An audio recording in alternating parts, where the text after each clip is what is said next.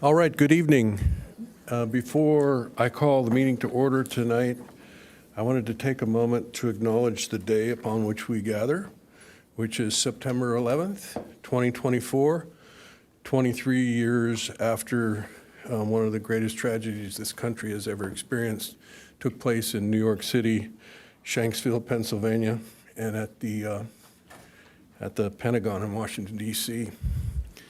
And I think it's important that we never forget the lives that were lost there.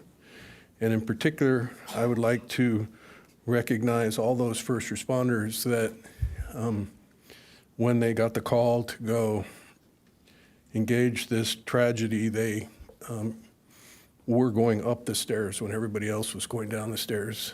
And the tremendous loss of life that took place included about 350 firefighters and other first responders. There have been many people that have died as a result of they may have survived the day of the tragedy, but the work that they did on the site of the World Trade Center and other buildings ended up causing health issues that took their lives. Before we call the meeting to order, I'd like to pause for a moment and reflect on all those we lost.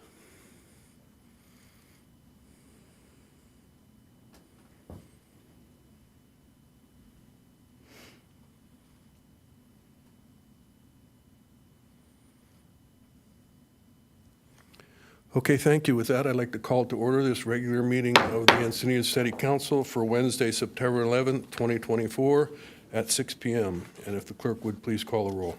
Yes, Mayor. Councilmember Lyons? Here. Councilmember Ehlers? Here.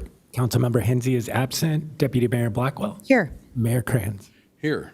The record will show all members of the council are present with the exception of Councilmember Hensy. And I'd like to ask all who are able to rise and join me in the Pledge of Allegiance. Ready? Begin. I pledge allegiance to the flag of the United States of America and to the republic for which it stands, one nation, under God, indivisible, with liberty and justice for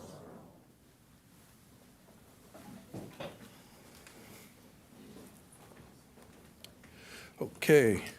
We start our meeting tonight with some special presentations and proclamations, so I will head over to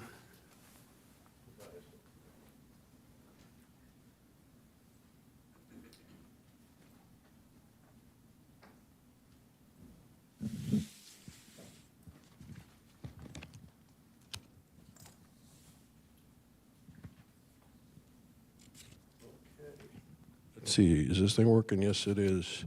Our first presentation will be a proclamation in honor of Scripps Health's 100th anniversary celebration. So if I could have the folks representing Scripps come up.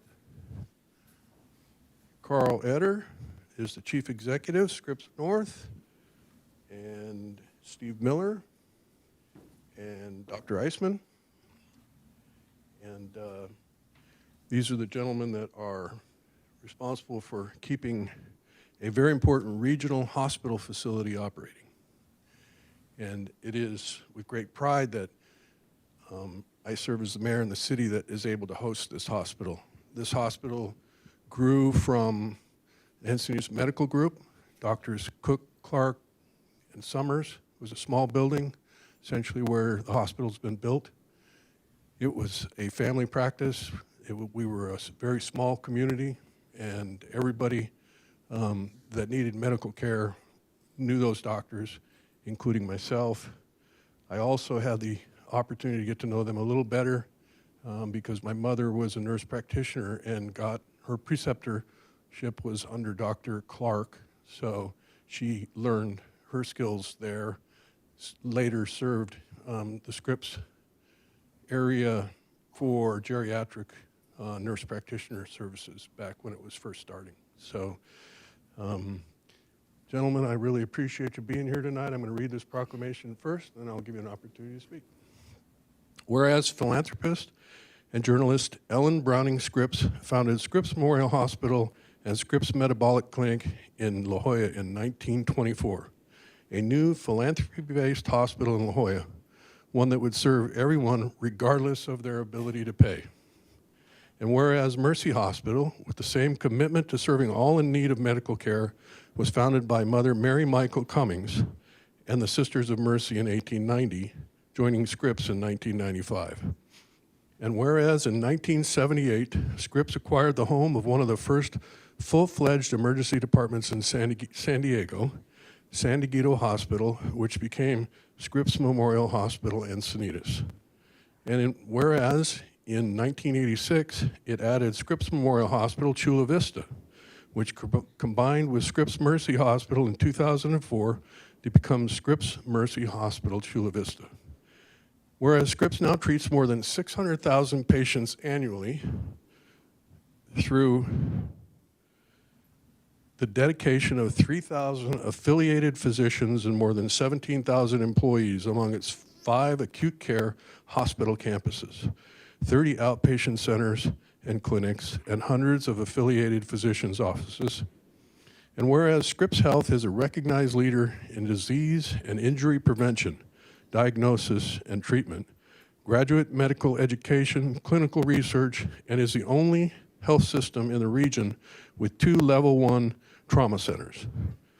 And whereas Scripps has opened centers focusing on cardiovascular and cancer treatment, as well as orthopedic research, among other specialty services, all to improve the lives of more San Diegans. And whereas Scripps Health devotes significant time and resources to community benefit programs, including charitable care, free and low-cost services, healthcare services to underserved individuals and communities, support groups, screenings for key health indicators, youth programs, professional education, patient advocacy services, and more. And whereas Scripps collaborates with other health systems, community clinics, community groups, government agencies, and businesses to improve the quality of life for people throughout our region.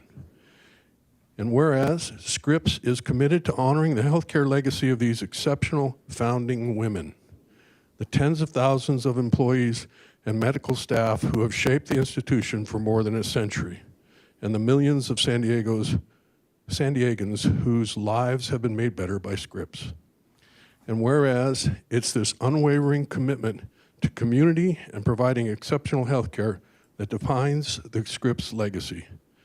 Now, therefore, I, Tony Kranz, Mayor of the City of Encinitas, along with all council members, do hereby recognize and celebrate Scripps Health for 100 years of compassionate care, innovation, and unwavering commitment to the health and well-being of our community.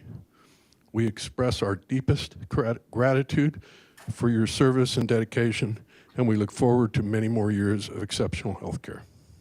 Given this 11th day of September, 2024. Thank you.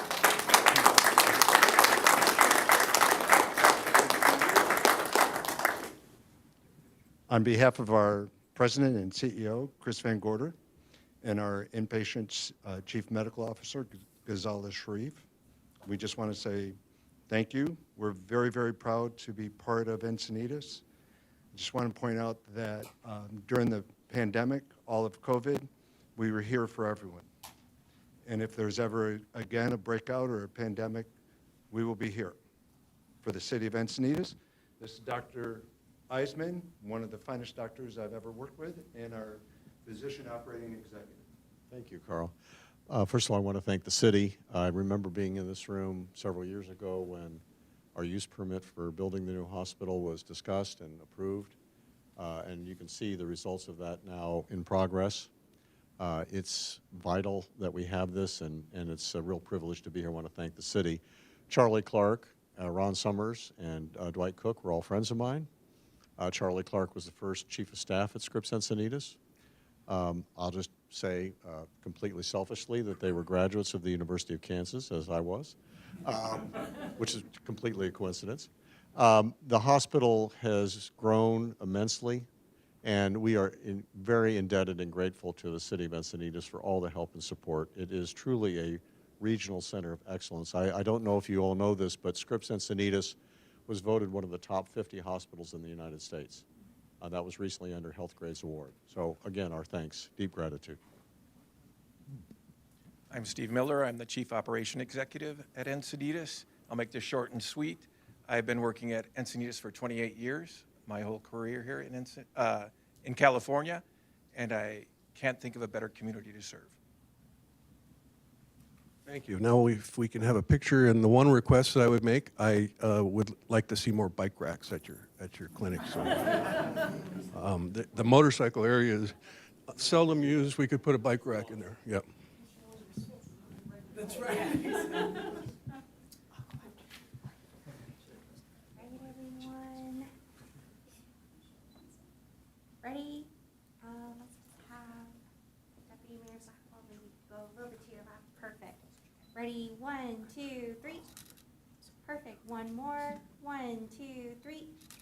My turn? Thank you very much.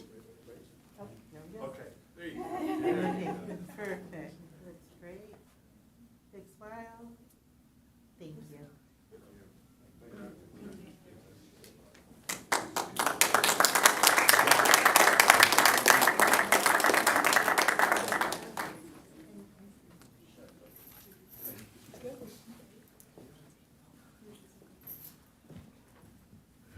Okay, the second presentation is for some young folks who I had the opportunity to meet the other day through a program put on by the Encinitas Chamber of Commerce called Rising Stars. And it is a program that recognizes some of the fine young students that we have in our schools around the region. And I'd like to call Drew Hansen up and Patrick Gang. They were two of the three. And I've already given them certificates, so I don't have that again tonight. And I would like to read to you the reason that they were recognized. This is the first Rising Stars of the year. They're quarterly or monthly? How often? Monthly. Monthly. So there'll be Rising Stars throughout the school year. Each Rising Star then has an opportunity to apply for a scholarship, and there's a final presentation of the scholarship. So first, Drew Hansen, La Costa Canyon High School. Drew is the perfect representative of LCC for a Rising Star Award. She is ubiquitous on campus, whether it be through her years of work as a peer assistance leader, listener, supporting our MAV Nation broadcast, giving campus tours to incoming students, or just excelling in all of her advanced classes. Drew always has a smile on her face and is ready to support her peers as well as LCC staff at all times. And the disadvantage of this particular presentation is that when we were at the Breakfast for Rising Stars, we got to hear from school administrators and teachers, and we got to hear from their parents, and then we got to hear from the students themselves. We're not going to be doing that tonight. Patrick Yang. Patrick is not only, he's a student at Canyon Crest Academy, and he has not only modeled CCA's vision to be creative, confident, and accepting, but he has done so at the district level when he created a documentary that was shared with all staff members in the San Diego Union High School District.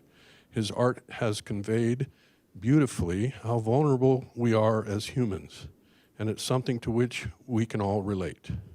It has given him the confidence to continue to create mixed media art, and all of it promotes acceptance. We all have a voice and we all have a story. Patrick is gifted in bringing our stories to life. And finally, Eve Roden is not here tonight. She's a student at San Diego Academy. She had work tonight, but I wanted to read her little bio. Eve has been a school leader throughout her high school career, holding various roles in ASB, including vice president in her junior year, and now president as a senior. She leads with determination, often leading the most challenging committees so she can ensure activities and events are successful. Her follow-through and initiative set her apart from her classmates. Eve's father tragically passed away during her freshman year. During this difficult time, she showed strength and perseverance well beyond what one would expect of someone so young. This year as ASB president, she is leading the group's focus on mental health and wellness for all students at a time when SDA needs it most. So I want to congratulate you both and say thank you for being here tonight. Do we want to do another picture here?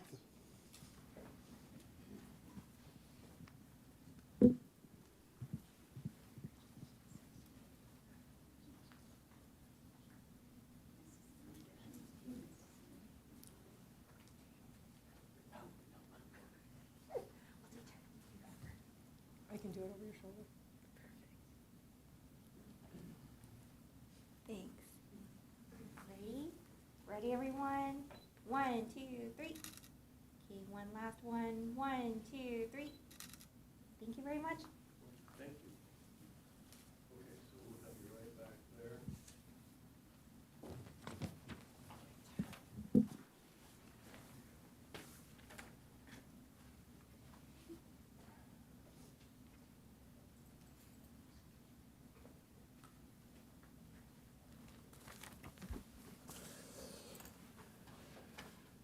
So this next presentation is a little more difficult for me because of the challenging subject matter.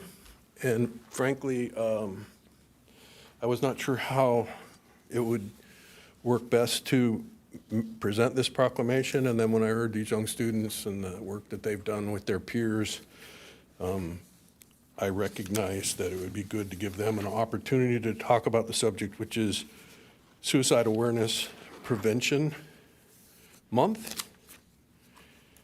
And I won't read the proclamation, but I can tell you that the issue of suicide is one that is plaguing our society in significant ways. It's increased for just about every sector of our community. And so addressing the ways to prevent it is really important. And so I have asked Patrick to show a little piece of his video that I think is pretty important for young students to listen to and be aware of. The full video is 9 minutes long, so we're not going to watch the whole thing, but we do have a clip, and I'd like to hear Patrick speak to the issue of suicide awareness. So go ahead and come on up to the podium here.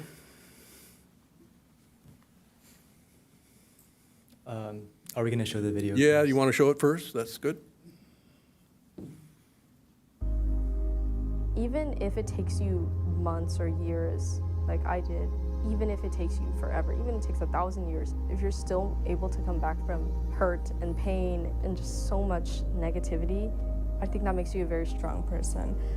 Even though it might not feel like it now. It seems like we don't have that much time, but we have, so many days left on this earth. I think it's really important to make the most of it and, put yourself first in the process.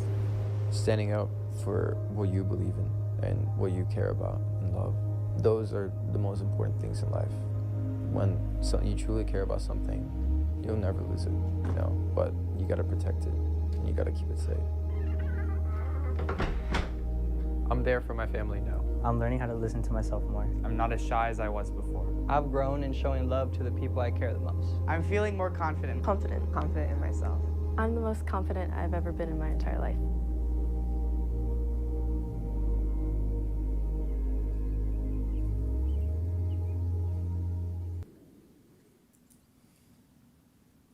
So what you saw right there was the ending to Weathered, my 9-minute short documentary. It shares 3 introspective stories from local San Diego teens of deeply personal mental health struggles and eventual growth. The film played at film festivals all across the world, reaching tens of thousands of audiences, but it wasn't the prestige or the accolades or the amount of people who saw it that really matters to me. To me, it was the few people, maybe just 6 or 7 total, who came up to me after having watched my film, telling me personally that they saw themselves in the story that were shared, and that they related and they had finally felt heard, felt recognized. But most importantly, I think, was that they finally were given hope for the struggle that they were going through right now. And that's when I realized that there aren't enough stories out there. Everywhere I see the word awareness used mindlessly over the media, all over communal posts at my school, all over my local communities. But what good is mental health? What good for mental health is spreading awareness if there's not enough people spreading hope? If there's one thing that sharing this film has taught me, it's that mental health stories need to be shared and expressed. I speak here today to express the under-recognized yet necessary need for transparency of individual stories, of intimate journeys, that tells the other person that they're going to be okay because they went through the exact same situation and ended up winning. Thank you. Thank you.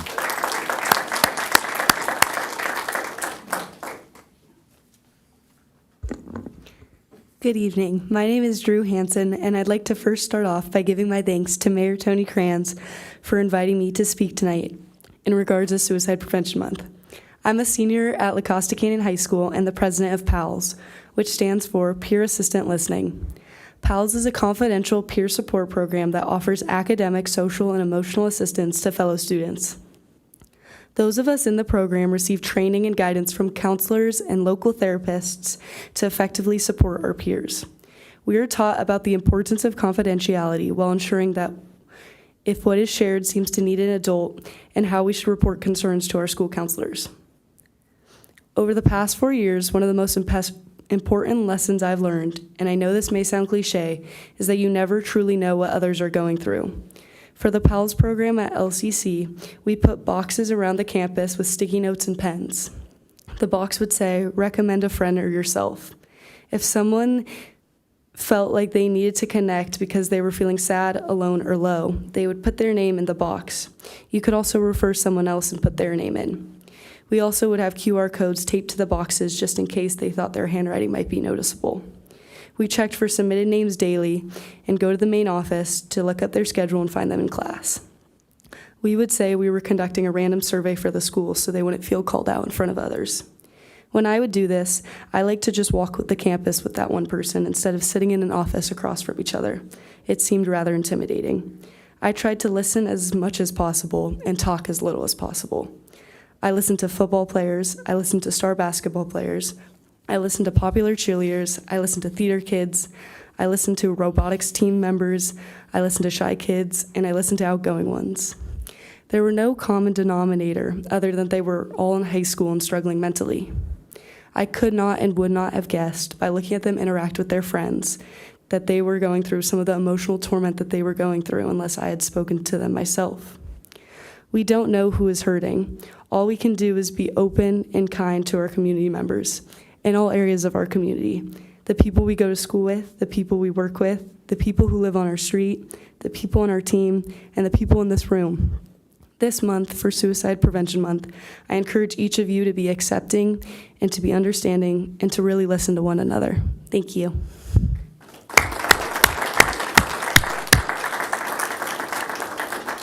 Yes, thank you. I very much appreciate you both showing up and for the work that you're doing with your peers. My oldest son is 20 years old, and the day before his class was scheduled to graduate from SDA, he had a friend that took his own life. And so this is not a new problem, but it is increasing, and it does need attention. So I appreciate all the work that you're doing. Thank you.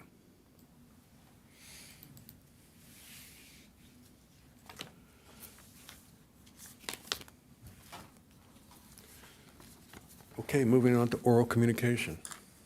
We do have several speakers, and just a reminder, oral communications are for anything that's not on the agenda. I'll call you up 3 at a time. First 3 speakers, Joe Schwab, followed by Madison Rapp, and then Christine Schindler. Right.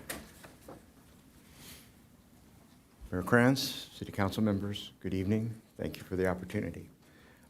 This is just more of an encouragement to the city for its endeavors in this area. I've been here for 12 years as a full-time citizen, and I've delighted with what I've seen so far. Next slide. I guess I can do that. All right. Going to the website, we see that the aim of the quiet zone is to reduce noise around pedestrian and railway grade crossings, i.e. kind of improve the quality of life, provide a nice-to-have environment. What I'd like to add to that is something that addresses the health and safety and well-being of the citizens that are exposed to the railroad noise. And with that, I just, not to make you read that, but just to carry home the point that transportation noise has been associated with a variety of different diseases, from dementia, increased mortality, diabetes, and so forth. And I'll just move to the next slide. A couple of years ago, I brought this article to the attention of the then mayor, and actually we spoke right over here briefly about this at a city council meeting. And I wanted to just revisit this briefly. It was a Denmark study. As you may be aware, the Norwegian countries have a great social health care ability to query their citizens on different disease states and the impact of different environmental things. In this particular study, over almost 2 million subjects over the age of 60 were followed for almost 13 years. And the punchline on this is that populations that are exposed to higher levels of noise, i.e. railroad noise, experience an increased risk by 25% of Alzheimer's and other types of dementia. So it's nothing to be taken lightly. What made me and compelled me to come to before you this evening was an article that appeared in last month's Journal of the American Medical Association Neurology. Smaller number, but in over 300 participants. They followed them with pretty high-tech stuff, A-beta PET scans, positron emission tomography, over several years, 8 years approximately.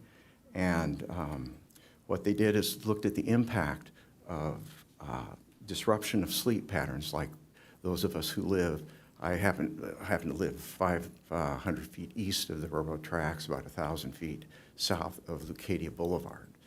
And those of us that are exposed to that sort of noise level as the trains go through 24/7, particularly during the hours of sleep, our sleep patterns get disrupted. And what they found is with disruption of sleep patterns, you get a higher level of A-beta forming.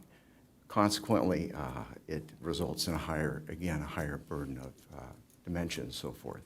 And as the closing line in the conclusions state, Quickly. Am I done? Quickly, yeah. Okay, that it is a modifiable risk factor. So just finally, in addition to the quiet zone being on the front burner, I would like to see it maintained. I'd like to see it go full speed ahead with the health, well-being, and safety of Encinitas citizens. Thank you. Okay, very good. And just a couple of other thoughts. Can you come to our next meeting and share those? Because we got a 3-minute limit on this. Yes, okay. Thank you. Will do. Thanks.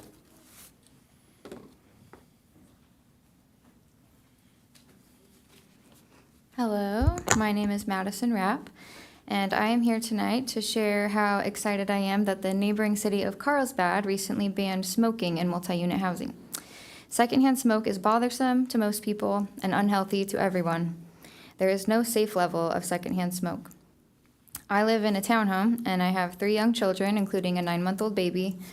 My 7-year-old is especially sensitive to allergens and smoke, and he gets itchy eyes and a cough when exposed to pollutants in the air. Sharing 2 of the walls of my home with neighbors makes me all the more aware of the quality of the air surrounding and inside my home. Just the other day, I was out front hanging out with my kids when my neighbor started smoking, and the smoke drifted over and lingered by us for long enough that I got my kids and had to head inside. My husband and I have lived in multi-unit housing the whole 10 years we have been married, as we are part of the generation that is finding it difficult to afford single-family housing here, even as our education and income have gone up over the years. More education and more income do not necessarily lead to the ability to afford a single-family home, especially here in San Diego County, which I'm sure I don't need to tell you. Someday I would love to live in a house without having to share walls, but for now, we and many young families that live in condos are at the mercy of our neighbors and their choices when it comes to smoking, whether tobacco or marijuana. Research shows that up to 65% of the air in an apartment unit can come from other units in the building. And that secondhand smoke drifts under doors, through windows, hallways, ventilation ducts, and through gaps around outlets, pipes, fixtures, and walls. We all have the right to breathe clean, smoke-free air, especially in our homes. Again, good job to Carlsbad passing this, and I hope other cities like Encinitas will consider adopting a smoke-free multi-unit housing policy as well. The flyers I have distributed to the clerk are from the City of Carlsbad website and answer many of the questions that a city council might have about implementation of a smoke-free multi-unit housing policy. Thank you. Thank you.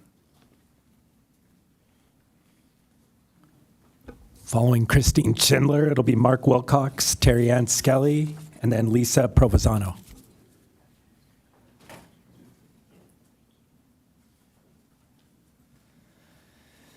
Christine Schindler, East Encinitas. So following those last four speakers, I feel like this is pretty trivial. However, bike safety is important as well. So I just wanted to come tonight to do a little Bike 101 because bike riders, we seem like we're crazy. We can't come to the same conclusions. We're a little disjointed. So I just want to bring some light to that.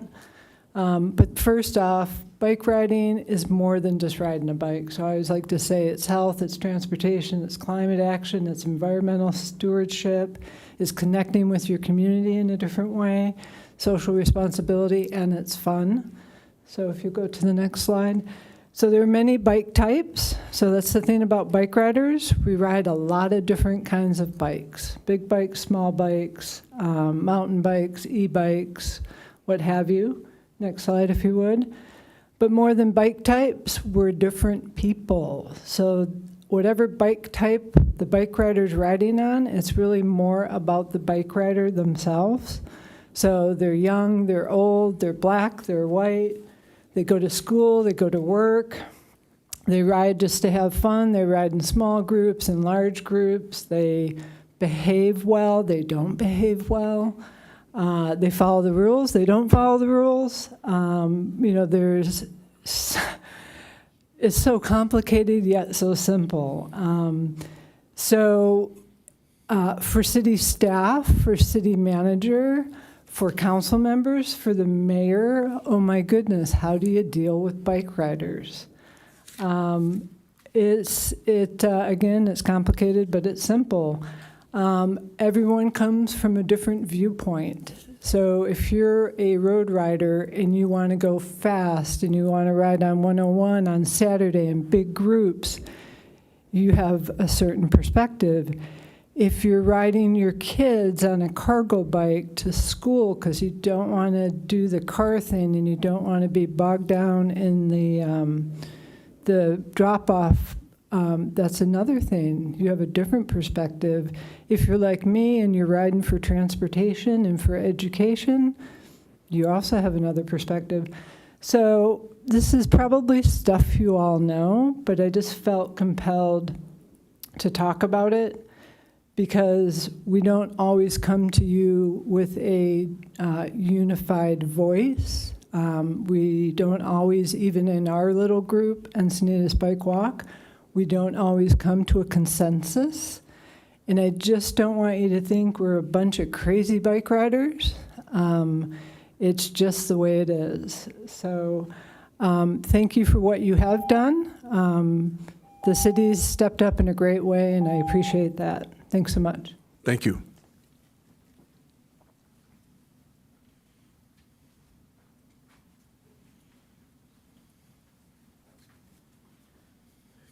Good evening, City Council, Mayor Krantz. I'm Mark Wilcox, a father, grandfather, and community volunteer. I'm passionate about protecting children from drugs that short-circuit their journey to adulthood faster than any other problem. Those of us who support good public health policies in Encinitas applauded the City Council's citywide ban on smoking in public places.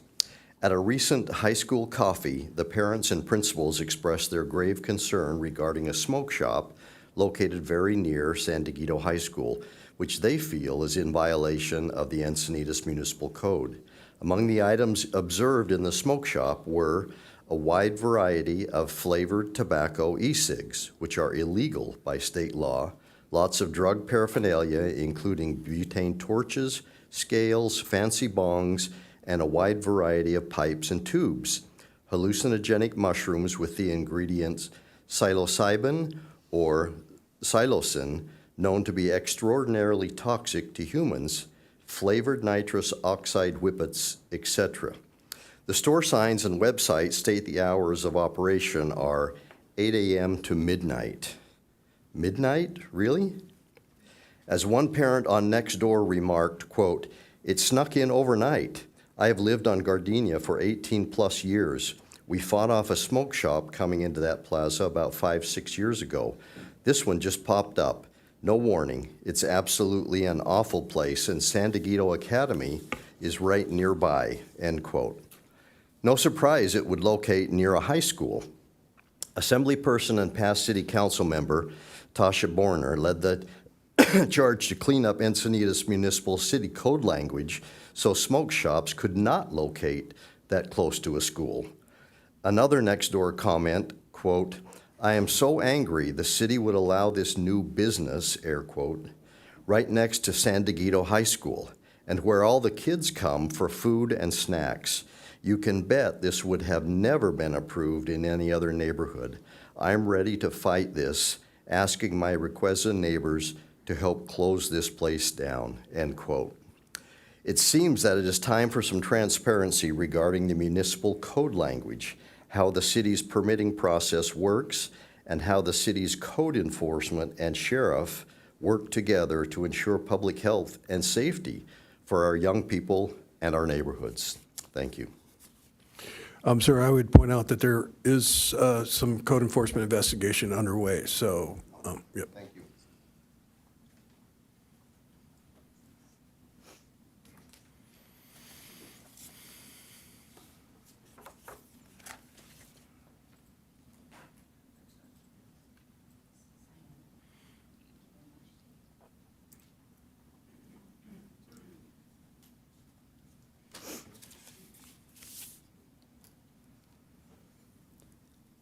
I just supplied a handout for you guys from the American Cancer Society. Good evening, my name is Terry Ann Skelly. Good evening, City Council and Mayor Krantz. I volunteer on many youth projects in the San Diego region sponsored by San Diego Alliance, and especially projects involving promoting good, healthy choices. I come today to respectfully request the support of the American Cancer Society and San Diego Alliance in urging Governor Newsom to veto Assembly Bill 1775, on whose desk the bill states, "This bill would significantly damage long-standing smoke-free workplace protections and promote on-site consumption of highly addictive marijuana products." The American Cancer Society states that the legislation also violates provisions of the state law that prohibit smoking marijuana anywhere the use of tobacco products is banned. That includes smoke-free restaurant laws. The American Cancer Society continues, and I quote, "Our smoke-free laws are popular because they work. We must not forget or minimize the pivotal role they played in slashing smoking rates and bringing overall tobacco use to historically low levels. A cultural shift has occurred regarding the harms of tobacco use, as well as secondhand smoking, and now is not the time to move backwards. Protect the progress we've made in creating safe, smoke-free environments and reducing tobacco-related health inequities. It is not wise to make exceptions to long-standing laws in efforts to accommodate for-profit marijuana industries. The American Cancer Society reminds us that smoke is smoke. And California boldly forged the path to protect everyone from the dangers of secondhand smoke when it became the first state to protect smoking in almost every indoor public space. Additionally, research indicates that marijuana is a dangerous psychoactive drug. Major medical associations and our Surgeon General agree marijuana is addictive and harmful. Today's high-potency THC products demonstrate damaging mental health impacts and dangerous impairment while driving. I ask this council to consider joining the American Cancer Society and urge the governor to veto AB 1775. Thank you for hearing my concerns. Thank you. Next speaker is Lisa Provenzano, followed by David Hill, and then Bernard Lovelace. My name is, thank you, Council and Mayor, for allowing me to speak on L7, your favorite subject. I live on Quail Gardens Court, directly facing Quail Gardens Drive and the Botanical Gardens. We understand how affordable housing needs to be put in. Maybe we don't understand all on our street. It's not really, it's a misnomer, affordable housing. It's some luxury homes with some affordable, low-income housing. That's how it's referred to on the different websites. And when you say affordable housing and then we're not in favor of developing L7 like that, you kind of shame us and make us feel like we're non-empathetic. And we're truly not. We understand, we know. The first one that is being finished is Fox Point. There's already a problem with the traffic. They have a sign saying that you should try to walk there, ride share, carpool, and I can't remember the other ones, but it's pretty sad if we're already there and it's not even finished. And where the parking lot, the small parking lot is there, I believe the traffic, the homeowners will be coming out of there too, onto Quail Gardens Drive.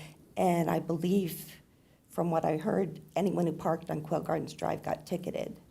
So their options are the golf course. I don't know what the rules are with the golf course, or down on Paseo de las Flores, which is where the valet parking, which is available Wednesday through Sunday when the restaurant is open, will be parking cars too.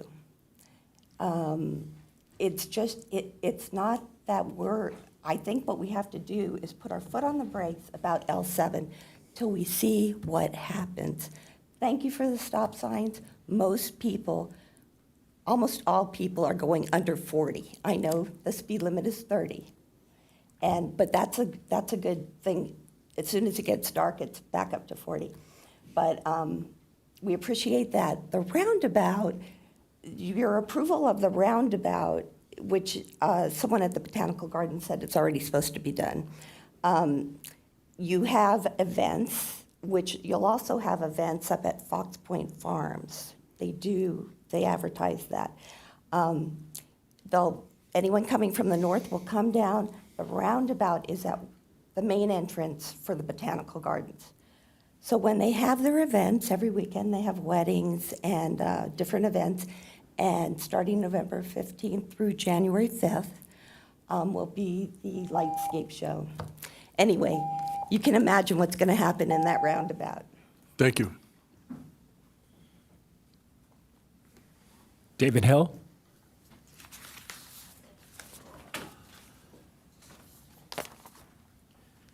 Good evening, council members and Mayor Krantz, who I want to thank for the 9/11 memorial statement. My dear friend Jerry F. Ardhaker was a passenger on the second plane that went into the World Trade Center, and we miss him dearly. Not good. I want to talk tonight on just a couple of fast projects here. And one is the ordinance of 2024-04, which is a problem here. There was 3 votes for it and 1 not for it. And the issue here is that you haven't done us a lot of favors, especially in the insurance business, because in here, all the homeowners here in Encinitas are now in the wildfire situation, and the insurance companies have said, no, you're gonna get your premiums canceled everywhere else. And if they look at, because we're in a wildfire, if you look at this ordinance here, it indicates, and it's not gonna notice, specifically paragraph 3 indicates highly combustible grasses, dense brush pose a wildlife or wildfire risk. Natural fire breaks are significantly lacking. Wind events in San Diego County resulting in some of the region's most catastrophic wildfires. The insurance people recognize this, and now we are taking the big hit in 3 times the premiums. Make a note of that one, please. Additionally,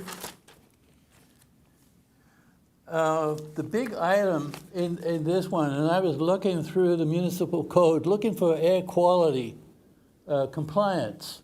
So if you got a new building, you're going to build it here in Encinitas, what do you have to comply with on the air quality?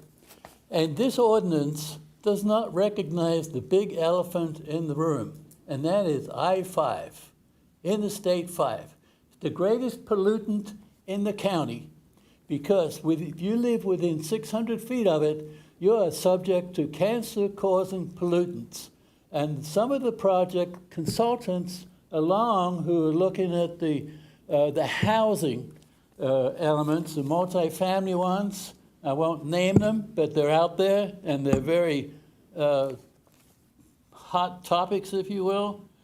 The fact is that some of the consultants talk about air quality, and some do not. And also health risk assessments, and this has not been conducted.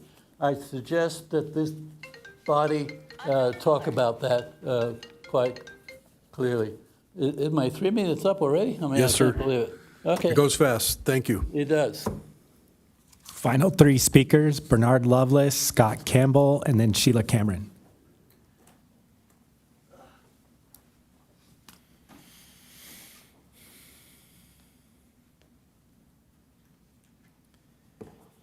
Okay, trying to keep track of the 3 minutes. Wow, so many amazing topics tonight. Feels kind of silly for mine, but I'm your local rent control for mobile home parks person. I talked to you a little bit before and then sent this beautiful email, which kind of went into the nether of emails, but it should be in your inbox now. It's got a lot of cool links in it. Just give you some highlights. The California statewide rent control does not cover mobile home parks. I didn't know that. Bought a mobile home park home, and then they did pass something that covers mobile home parks that cover 2 jurisdictions. Not sure how many those are, but mostly not. Leucadia has some mobile home parks, and to the affordable housing comment a couple people have made. So for all the reasons rent control is good to plan and stuff, so that you have time to plan. But also, it's just as important to mobile home park residents because they've bought into it. So if you bought a home, they're pretty expensive here, and if, say, the rent doubles or something, which nothing really prevents that from happening, you're kind of stuck. You can't, if this happened to someone, you can't afford to stay, and the home value goes down because other people aren't, the potential buyers would be in the same situation. So you would lose a lot of value in your home to boot. So you'd be more stuck than maybe a normal person in an apartment or something. So please keep that in mind. And I really think it could be a win for Encinitas. Oh, I see the timer here. Okay.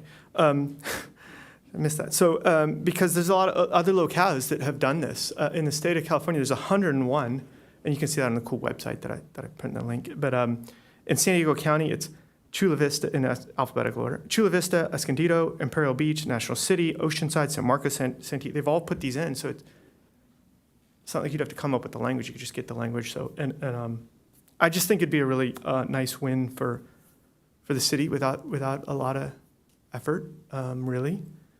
And people are interested. The National City that went through this, they put a 2-year one in, and it's coming up for renewal. I mean, it expires in December, and in April it got on Fox and CBS, and I don't know. It's pretty cool. So thanks for letting me take 2.5 minutes. And we did get your email. Thank you for sending that. Yeah. So a lot of good links there. Okay, so thank you very much.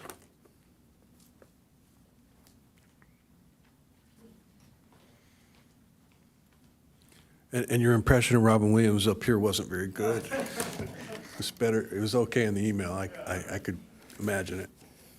Okay, I'm a tall guy. This shorty's not going to cut it here.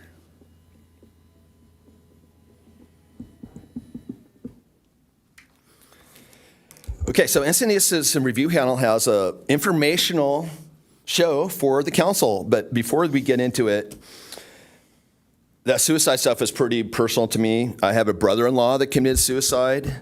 A friend of mine in 8th grade committed suicide. I think we should, it's a public health issue. I think we should put more money into that than into these homeless guys that are definitely anti-suicide. They're survivors. I'd also like to throw a shout out to Jessica Contreras for helping me on the city YouTube site. She put some labels on a lot of the YouTubes that really help identify and help the public get their stuff going. So let's go on here. Okay, so first let's just take a little memorial here.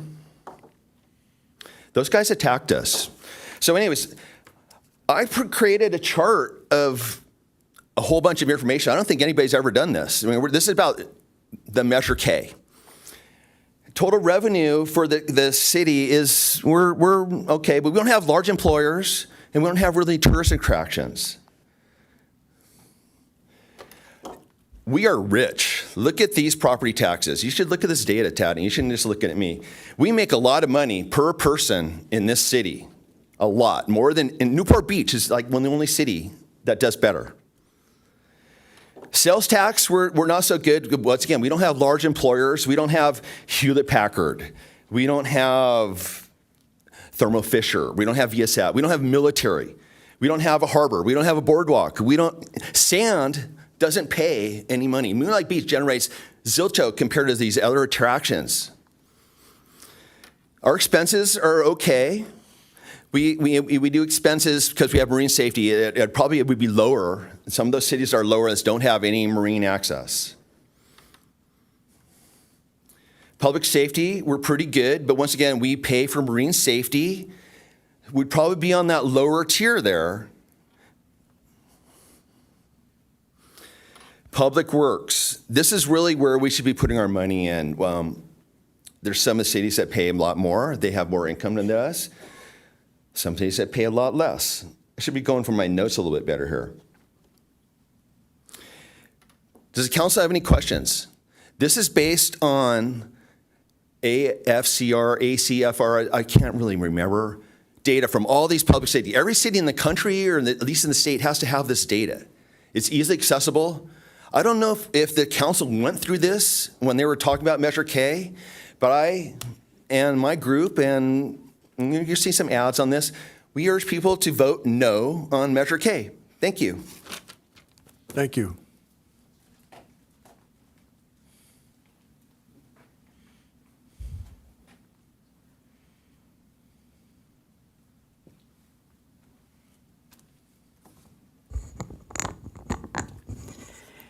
Good evening, Council and Mayor. Sheila Cameron. 3 safety issues I want to talk to you about. First of all, the top of Plato, which is on the way to Capri School, there is a stop sign as it comes up to Cotter. Often people are in a rush, mom and dad's taking their kids to school, don't notice that we have children in the neighborhood, and they don't stop at that stop sign. I'd like to see some of those little twinkly lights go around them. I've asked for this once before, and I want to bring it to your attention and the city manager and the engineering department, because I want this fixed. If anybody gets killed, there's this a public announcement in the public record that I asked for this.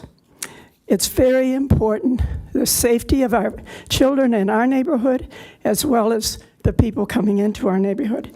Secondly, we need a defined crosswalk at where Cotter, South Cotter, and Capri come together, because that's where a lot of children and families cross the street, and it's not there. And that's a very important corner. Lastly, this is down here on Encinitas Boulevard and Vulcan Avenue.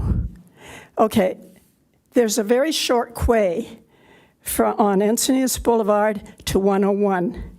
People come down Encinitas Boulevard, and there's nothing to keep them, to stop them from keep going, except they stop here at the light. Well, meanwhile, they back up here. Myself and many others are sitting on the north and south side of Vulcan, expecting to be able to cross, and we can't because we got cars in front of us. So would you please paint in that area like you have in many other places in the city to keep that open so that people recognize the fact that they can't just run across and be there, and everybody's caught with the stoplights, and it isn't right. These three things are not expensive. You can do them in a short period of time, and they need to be taken care of because it's a matter of life and death. Thank you very much. Sheila, the city has a process that the traffic engineer analyzes community input requests for traffic safety stuff. And so Abe is our traffic engineer. Maybe you could explain to him, or he will tell you where you can provide the information to us. Right, I'll give him a call if he'll talk to me. He's back there, he will. Okay, because I have called staff a couple of times. Staff used to always call back. Okay, They're well, not doing it. I appreciate it. Thank you. He's back there in the back, and he will take some notes and let you know how to best to get a hold of him. That does conclude oral communications for tonight. Thank you all for coming out and speaking and sharing your thoughts. And the kids are all right. I appreciate you young folks giving us the opportunity to hear a little bit of perspective. So thank you for that. Moving on to the next item, which is item 6, a report from closed session. We did have a closed session today, and so I'm going to ask the city attorney to report out of that closed session. Thank you, Mr. Mayor. At approximately 4:30 p.m., the City Council convened closed session as reflected in the special City Council closed session agenda. Approximately 4:35, the City Council recessed into closed session itself. While in closed session, the City Council discussed 2 cases. One, closed session, Conference of Legal Counsel, existing litigation under the authority of Government Code 54956.9. One case, Bauer versus City of Encinitas, Workers' Compensation Appeal Board, case number ADJ 185-13598. The second item was Conference of Legal Counsel, a significant exposure to litigation under Government Code Section 5495856.9, subsection D, subsection 2. While in closed session, the City Council took no reportable action on either item. And that ends the closed session report. Thank you. Item 7, are there any changes to the agenda? There are no changes to the posted agenda. However, we do note that for consent calendar items 8D, 8E, and 8G, there are minor updates that were posted to the website, and also for 10B. And moving to the consent calendar, no items have been removed by members of the public. And entertain a motion. Move approval. I'll second. Okay. That hasn't happened in a really long time. Don't jinx it. No public, no councils.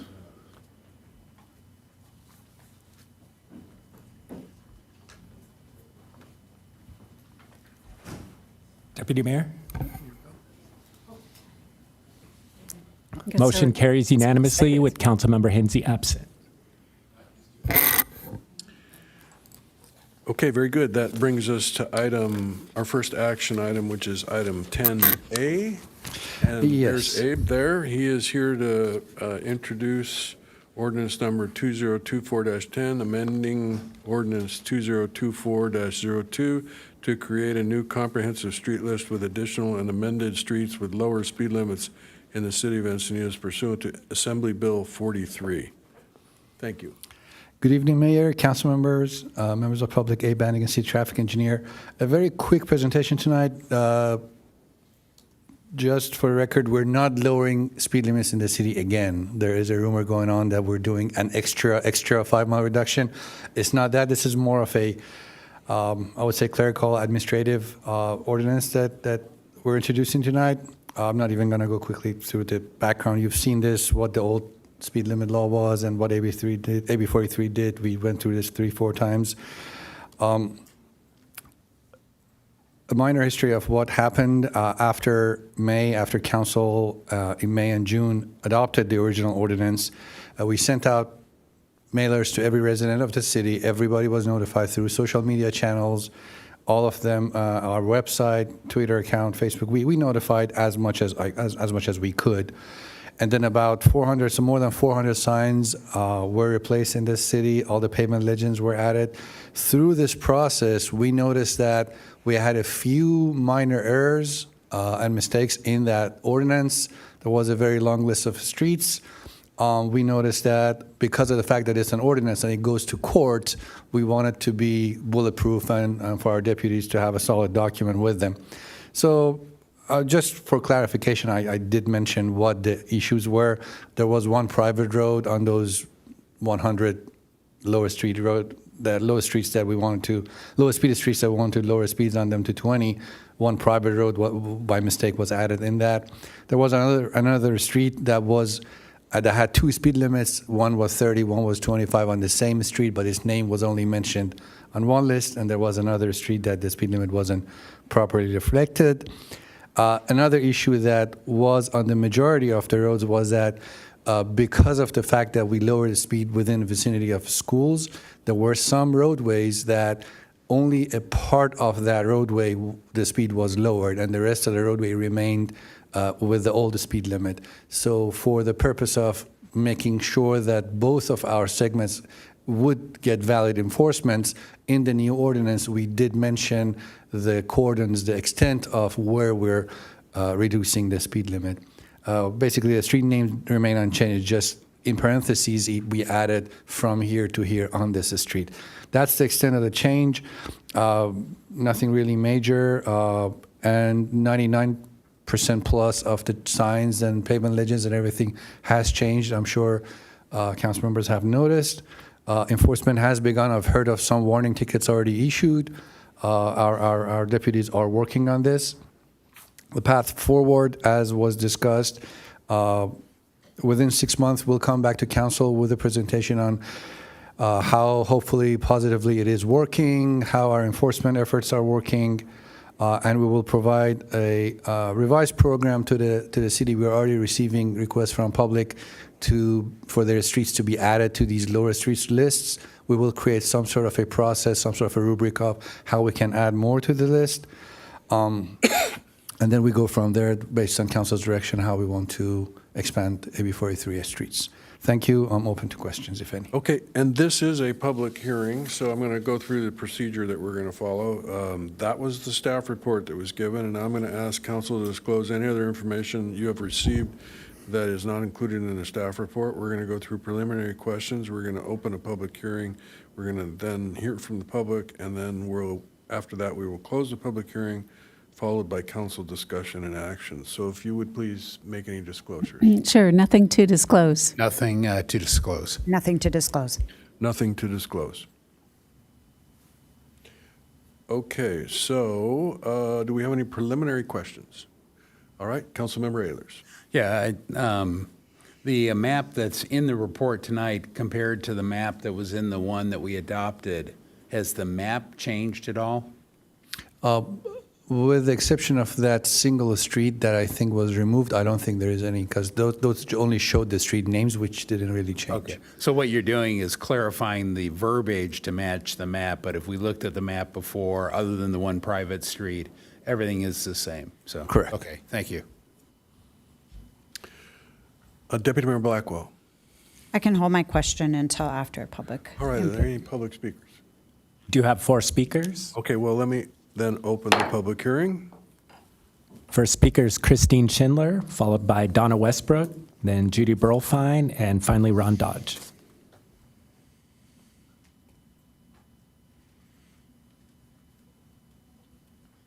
So Christine Schindler, East Encinitas. So all positive. Lowering speed limits is important. Other cities have done this successfully. I'm very happy that the city of Encinitas is doing this. The law now allows us, California law now allows us some more flexibility, so I appreciate that and the efforts made by Abe and the rest of the traffic team. So speeders are going to speed. Doesn't matter what you put speed limits at, speeders are going to speed. However, for most of us, we abide by speed limits and we slow down. And slowing our roll is very important for public safety. It makes us a more vibrant community. I'm not telling you anything you don't know. I mean, that's why you guys got behind this. But I just want to say I support you. I think this is important. I like the way it's being rolled out, where we do it kind of in a phase way. I know it's a lot of work for staff. And I just appreciate the efforts made and look forward to the continuing phasing where we have this go across more streets in our city to make it a safer place to be, whether you're in a car, whether you're walking, whether you're riding a bike, on a skateboard, in a wheelchair, whatever. Slowing the speeds on our roadways is so very important. So, wow, I have a lot of time now. I didn't have all that time last time. So I just want to say, I mean, it's a way of us working together to make our streets safer, and I just really appreciate the effort. So thank you. Thank you.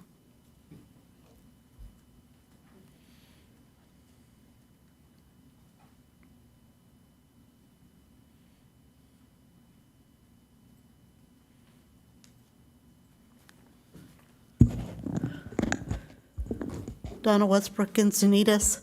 One of my concerns that I'm not sure how it's put in there, but last meeting or the meeting before, there was an item on getting some more grant money or money that was available, not necessarily grant, that would allow you to get rid of one of the lanes going southbound on Highway 101, which basically will be mixing all of the bikes and all of the cars, which doesn't seem very smart, first of all, since we have 2 lanes now, or we did have 2 lanes, and we had 2 lanes going before. That's supposed to be a truck route. It's not a get on your bike, have fun, we're just going to be having jollies. Because if that's supposed to be a truck route, there may be big trucks on it. Now, if you don't like the truck route, take it out of the municipal code and say nobody can go down there with a truck. There's also a problem, if you look at it, that there's no place to unload along 101 now that they've changed a lot of the things. Your loading and unloading is in the street. And if there's only one lane, then that's the street, that's the lane they're going to be using. So that creates a question of what happens to emergency vehicles when they have to take that street. I mean, you may be the one that's going to be in that ambulance, who knows? But the thing of it is, you're not doing anybody any favors if you keep taking away lanes. You want to slow them down, fine, but I doubt that that's going to help, because half the time I don't even know what the speed limit is anymore. I mean, we've got 20 miles an hour one place, and conceivably you may go down to 15, who knows? At this point, you can't do much anymore. Basically what you're making is the speed trap, and that's what you're doing. You're not doing a great job. Just because you're on a bike riding around doesn't mean that you are the king of the world. You know who I mean. So if you think about it, don't take away those lanes. We should have the lanes that should be, that have been there for many years. Maybe they weren't before, but think about taking away those lanes in emergencies too. Thank you. Thank you.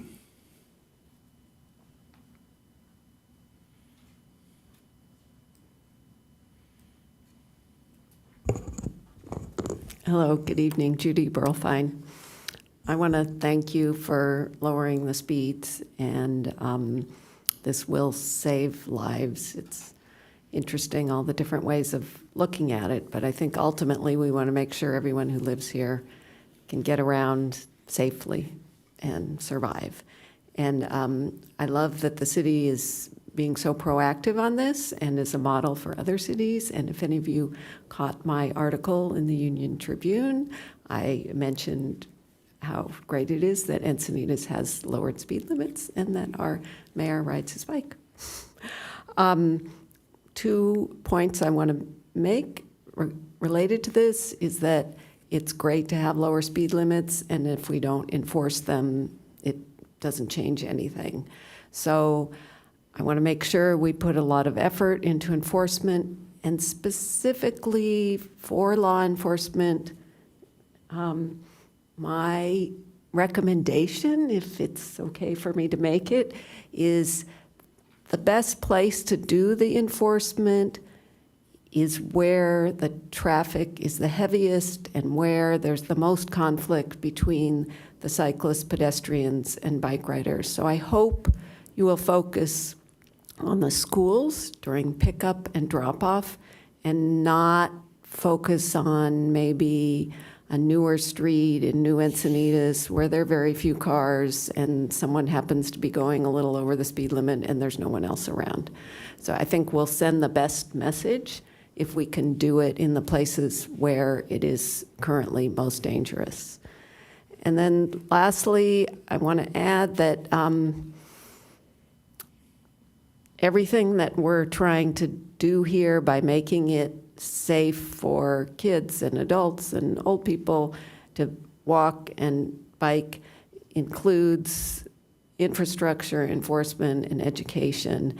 And so some of the streets where we've lowered the speed limit, it's really hard for people to go that slowly, but I've noticed currently on Marquesa, they're upgrading the Humane Society, and they've narrowed the street because they're doing all that construction, and now everyone can go the 20-mile-per-hour speed limit.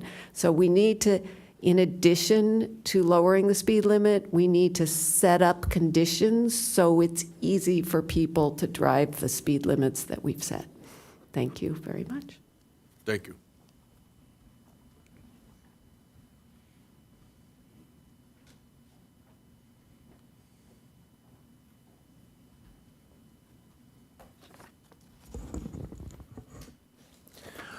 Good evening, Council, Mayor Krantz, Deputy Mayor Blackwell, Council members.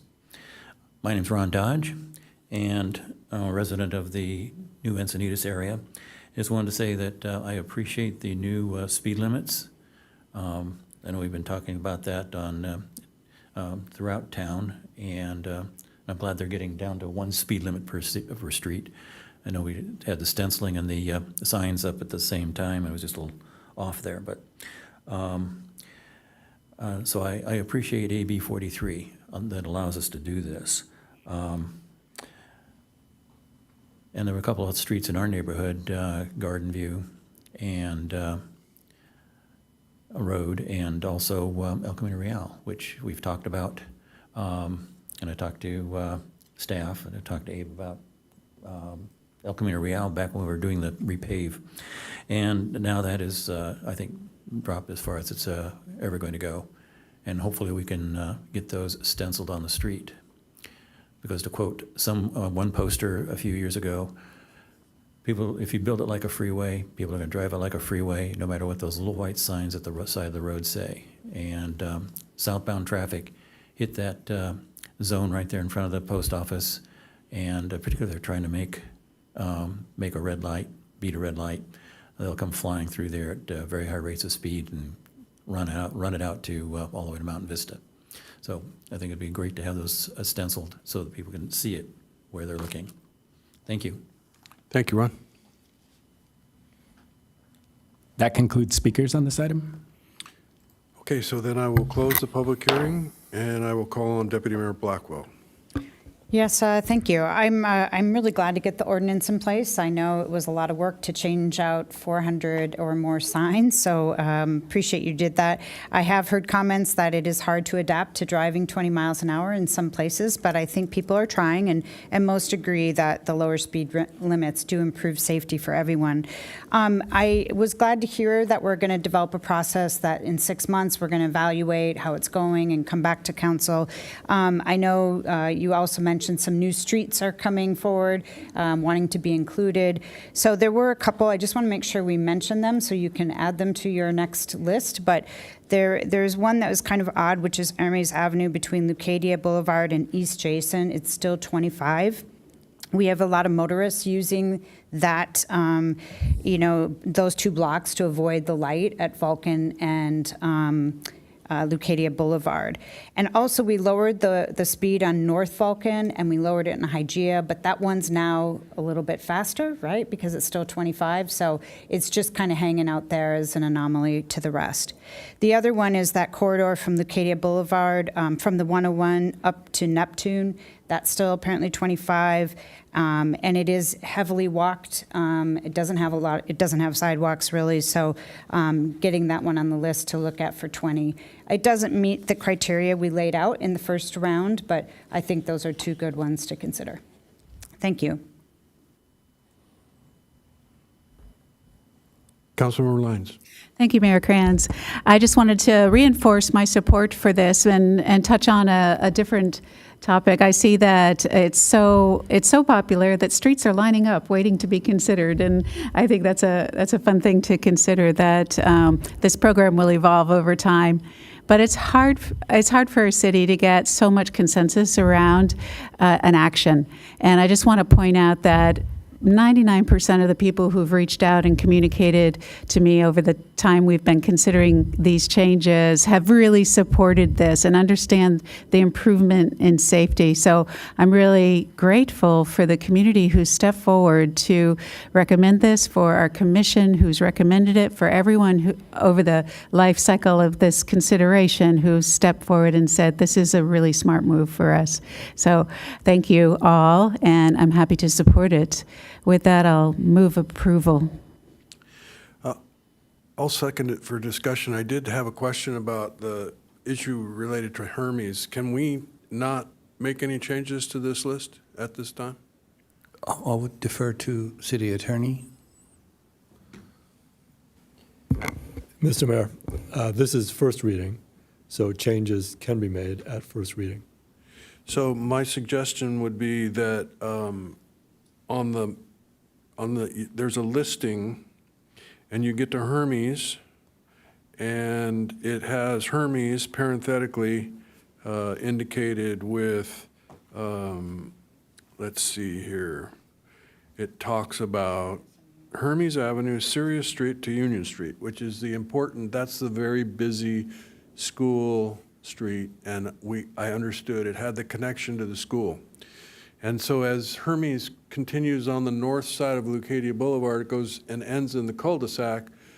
I didn't see that connection between that school that I thought was necessary in order to have that. But one of the residents of Hermes pointed out that there is the Little Red Schoolhouse on Vulcan Avenue that meets the criterion of proximity to a school. So I was hoping that that segment of Hermes, because of its location near the Little Red Schoolhouse, we could add. So I would add, I don't know whether Sirius Street to Union Street, and then within that that closed paren, put Leucadia Boulevard north to cul-de-sac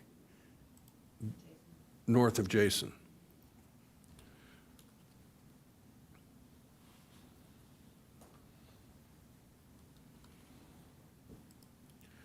And I was hoping, Joy, that we could modify the motion to include that change. That's acceptable. Okay. Can you say that just one more time? I'm looking at the map now. So it's on, okay, and the map, you'll see that Hermes at Pawlicki Central School is 20 miles an hour to Sirius Street. And then Hermes picks back up through a bunch of, it doesn't continue. It's a weird kind of street, cul-de-sacs on just a short section south of Leucadia Boulevard, but then north of Leucadia Boulevard, it extends to a cul-de-sac. And it is used as a cut-through, just like Hygeia is frequently. And so overall, the lowering of the speed limit on that street, I think, would be appropriate as well. Now, they don't have any markings on the street, and they don't have any speed limit signs, and I don't know if we just continue to operate that with that, but I'll leave it to this traffic engineer to figure that out. I mean, we can do, the cul-de-sac part, obviously, it's not.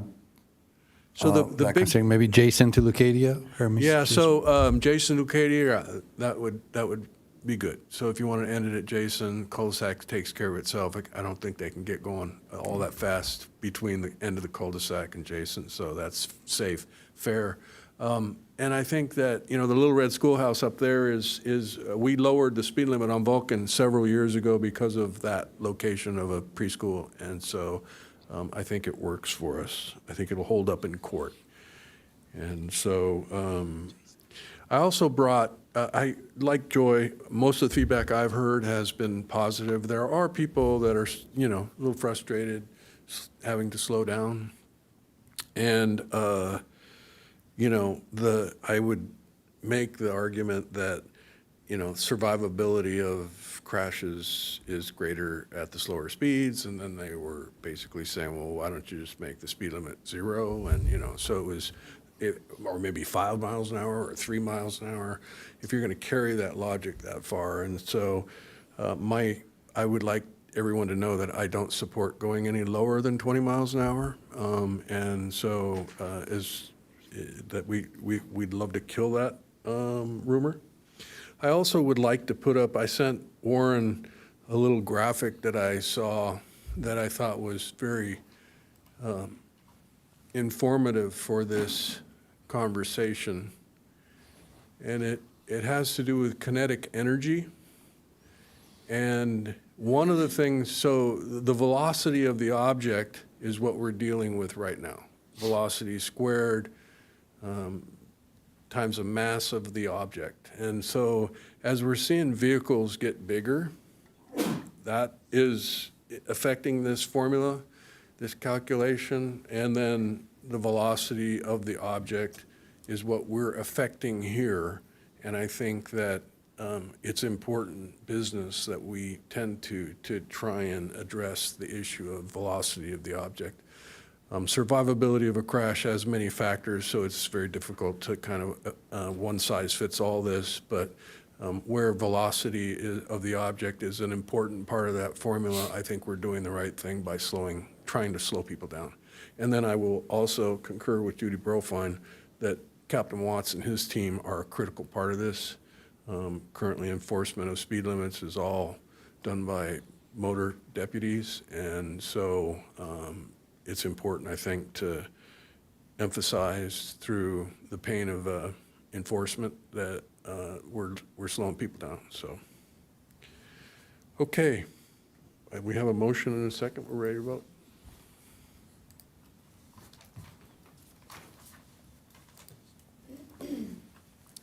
Motion carries unanimously with Councilmember Hensy absent.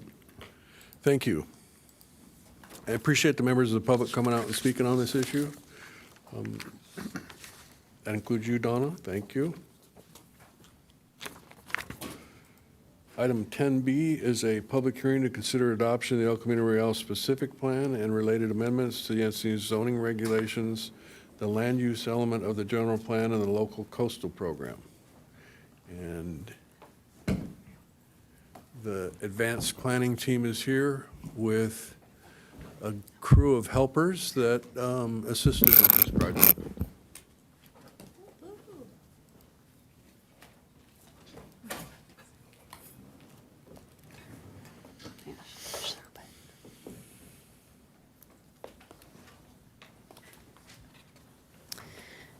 Thank you, Mayor, and good evening, Council. I'm Melinda Dacey, the Project Planner and Housing Services Manager in the Development Services Department at the City of Encinitas. And before you this evening, we are bringing forward the El Camino Real Specific Plan Project, which has been something that the city has been working on since 2021. With me this evening, we have myself, Anna Colamusi, our Assistant Director, Patty Anders, Planning Manager, Brooke Peterson, Principal in charge with our consultant team, as well as Jennifer Campos, who was our environmental lead, and Andrew Prescott, who is our Senior Transportation Planner for the project. And with that, I'm going to turn it over to Brooke Peterson to take over the presentation and go through the specific plan documents and the process that we've been through to date, as well as provide the information regarding Planning Commission recommendations from when they heard the project back in August. Thank you, Melinda. Good evening, Mayor Kranz, Deputy Mayor Blackwell, council members. We are excited to be here tonight to bring before you the specific plan for your consideration and adoption. And I want to just step through, provide an overview of the process we've gone through, and then step through some of the components that we have been discussing, particularly with the Planning Commission. So just an overview of the process. We kicked the project off in summer 2021.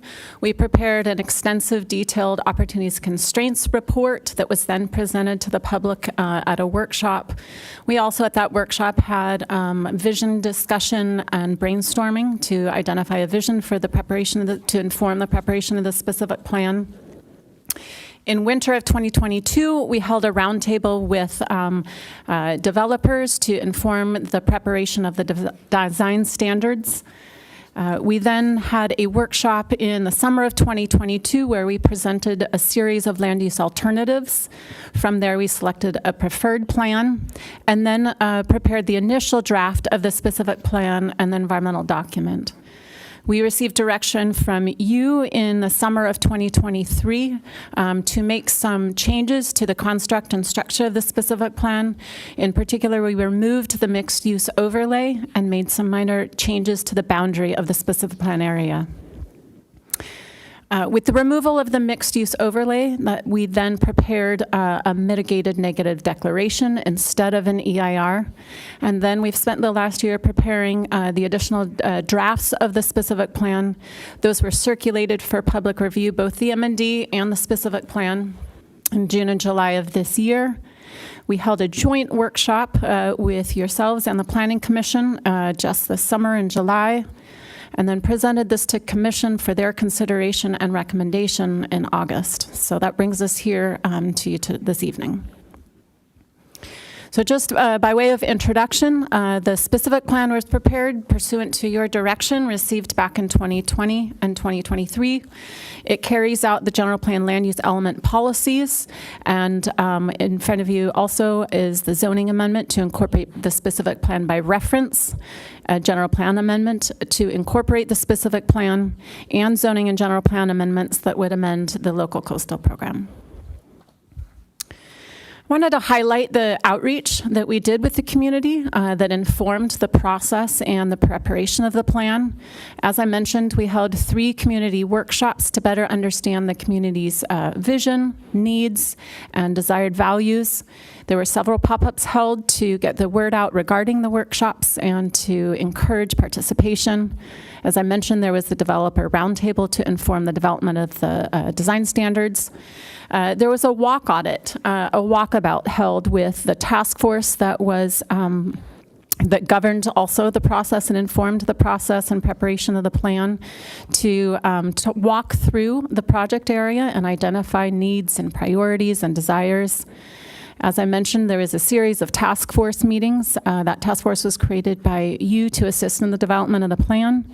And as I mentioned, there was a joint workshop where we received your feedback during the public review period to inform the preparation of the final draft. So I want to outline kind of the purpose of the specific plan and the benefits that it provides to you as a city. The specific plan provides a framework for the development and future redevelopment and revitalization of the corridor. The corridor has unique conditions that really need those tailored design standards to help facilitate redevelopment and revitalization. The specific plan sets forth a series of objective design standards. It also sets forth a series of streetscape improvements to really help facilitate revitalization. So I want to just go through and outline, provide an overview of the specific plan contents. Chapter 1, the introduction, sets forth essentially just the purpose of the specific plan, the legislative context, and then Chapter 2 outlines the vision and goals and objectives, which really informed the preparation of Chapter 3, which is the land use plan and development standards. Chapter 4 sets forth a series of objective design standards which govern a series of components, whether that be site design, architectural design, landscape, signage, and other elements. Chapter 5, the mobility, sets forth the networks for pedestrian, vehicular, bicycle, and transit movement through the corridor, as well as identifies associated improvements needed to support and implement those networks. Chapter 6, I'm going to go through in more detail in just a moment, but that outlines a community benefits program.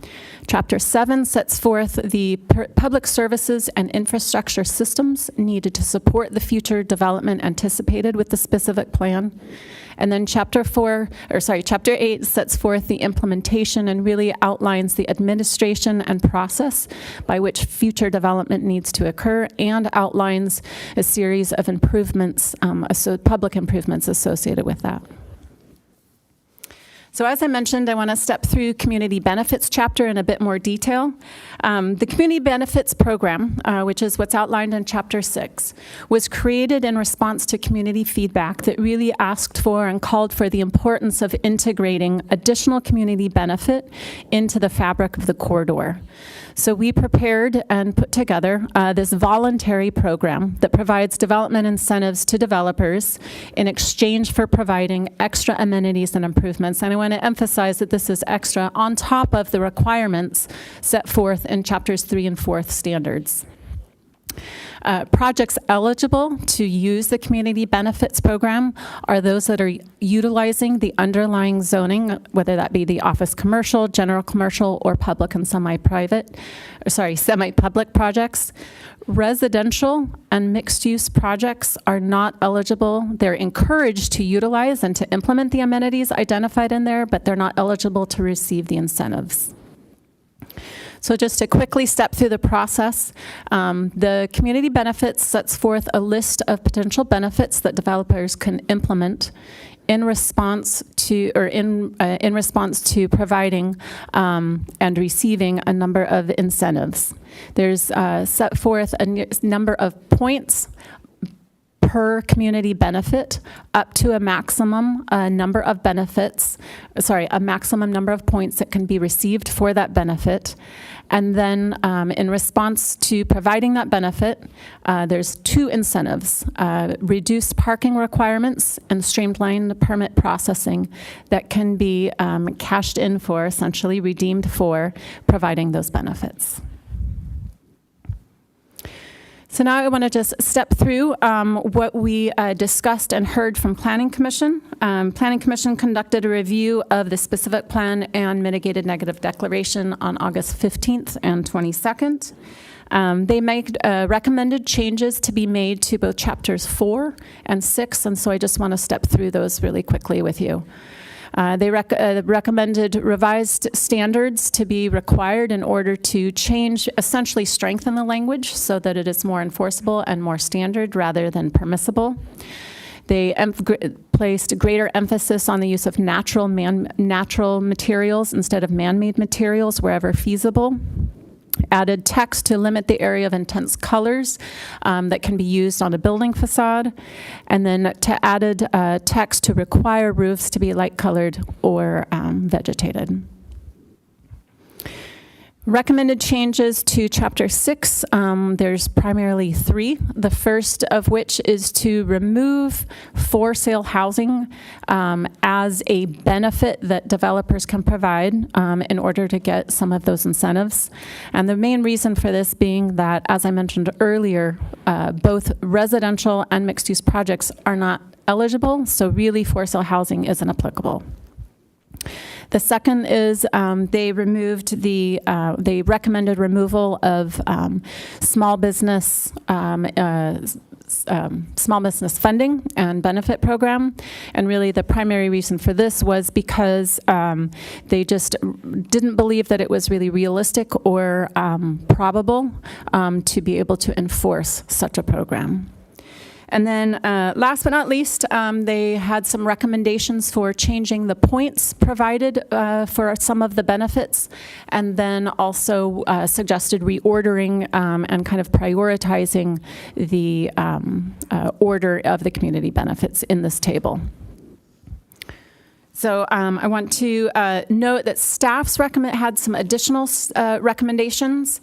So staff believes that the points provided for the 3 benefits that Planning Commission commented on, EV charging stations, bicycle lockers, and amount of small business space that a developer could provide, really the points that we had given were most recommended or would best incentivize developers to actually provide them. Staff felt that changing those point systems would reduce the chances of developers really utilizing and implementing those. There were a couple additional changes that staff is recommending to make just to basically further clarify the implementation and administration of the community benefit program. In Chapter 6, just to further clarify the applicability, there's added clarification that the community benefits are in addition to the standards and requirements in Chapters 3 and 4. And then in Chapter 8, really to clarify the review, approval, and particularly the enforcement and accountability that the benefits actually are provided. There's additional language we're recommending to be added that standards will be reviewed, that the community benefit options are in addition to the applicable standards and shall be reviewed and approved by development services. And it also requires on-site inspection and verification of installation, really, as I mentioned, to ensure that those benefits truly have been implemented in response for the incentive that that developer has received. And with that, I want to turn, mitigated negative declaration, as I mentioned. A mitigated negative declaration in M&D was prepared for the project to provide the necessary and required CEQA environmental clearance. That was circulated for public review from June 3rd to July 2nd. There's really only 2 mitigation measures identified in the M&D, one related to monitoring for tribal and cultural resources, and secondly, a mitigation measure related to biological resources.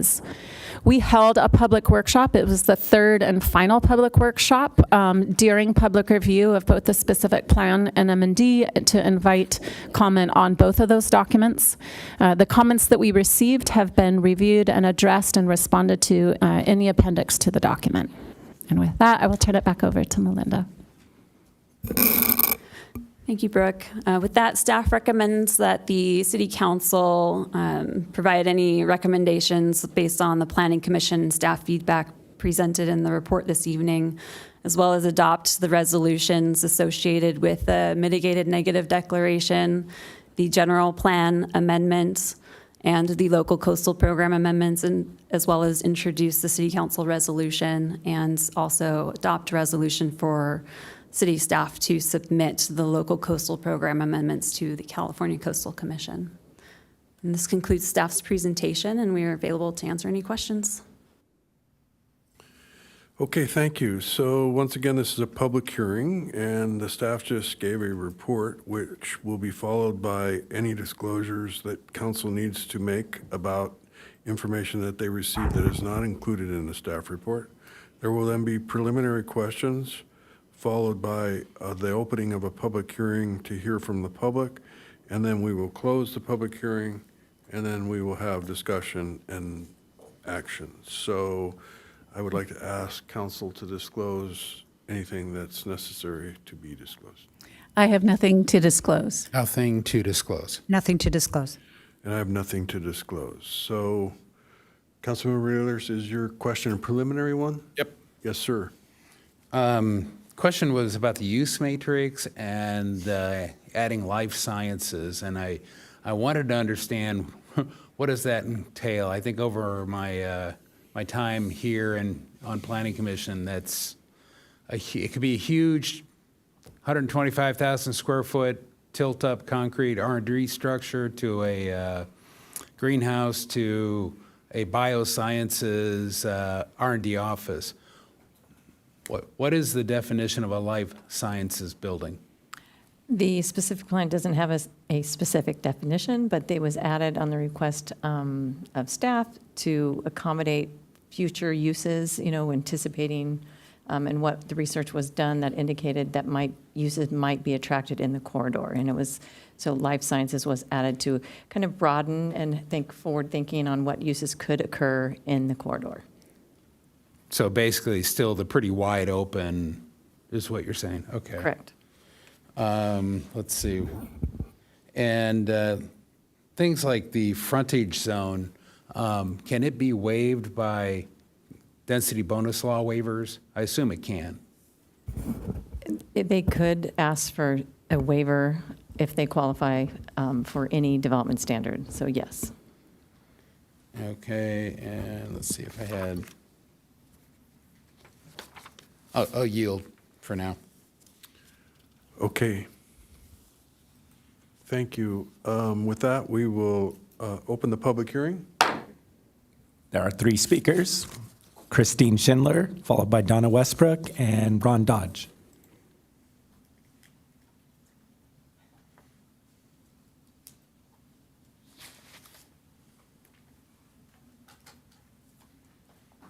Christine Schindler, East Encinitas.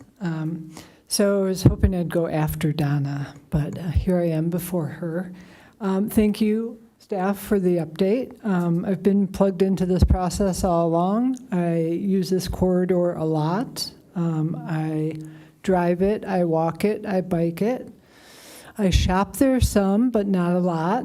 I love the redevelopment, the revitalization. It's much needed. I like the way the process has gone out, how much public involvement there's been. The only bit that I missed was the walk audit, but I was there for the developer roundtable and all of the workshops, and I can't wait for, well, I don't know if I'll be here when this all gets redeveloped. But I want to acknowledge the process and how thoughtful it's been and the consultants and what they've done. So I like that the community benefits includes reduced parking. I think that a vital part of changing this corridor is having more housing, mixed-use development, less parking, more community gathering spaces, more connections between one parking lot and another parking lot and another parking lot. Just a more vibrant community feel. Right now, it is a cut-through for a lot of people driving from Carlsbad and other places and just trying to get through as quick as they can. A lot of it's very car-centric, so I just think it could just improve our community in so many ways. So I like, bike parking, EV charging, some of the things I'm hearing. I kind of wonder, like on one hand, have the new business reduced rent, which is encouraging small business, new small business, but then I don't quite understand why the small business assistance was removed. I don't like big box stores. I want there to be a big mix of the kind of businesses that are there. Love seeing the 2 mitigation measures. Those things are important. I come from life sciences, so I appreciate the question. If it's done well, in kind of infill development. I would love there to be maybe some life science on the corridor. It would bring some different business, corporate into our community. However, I want us to preserve open space, and I want us to appreciate the existing pathway that runs along El Camino Real and just see more of that. Thank you so much. Thank you.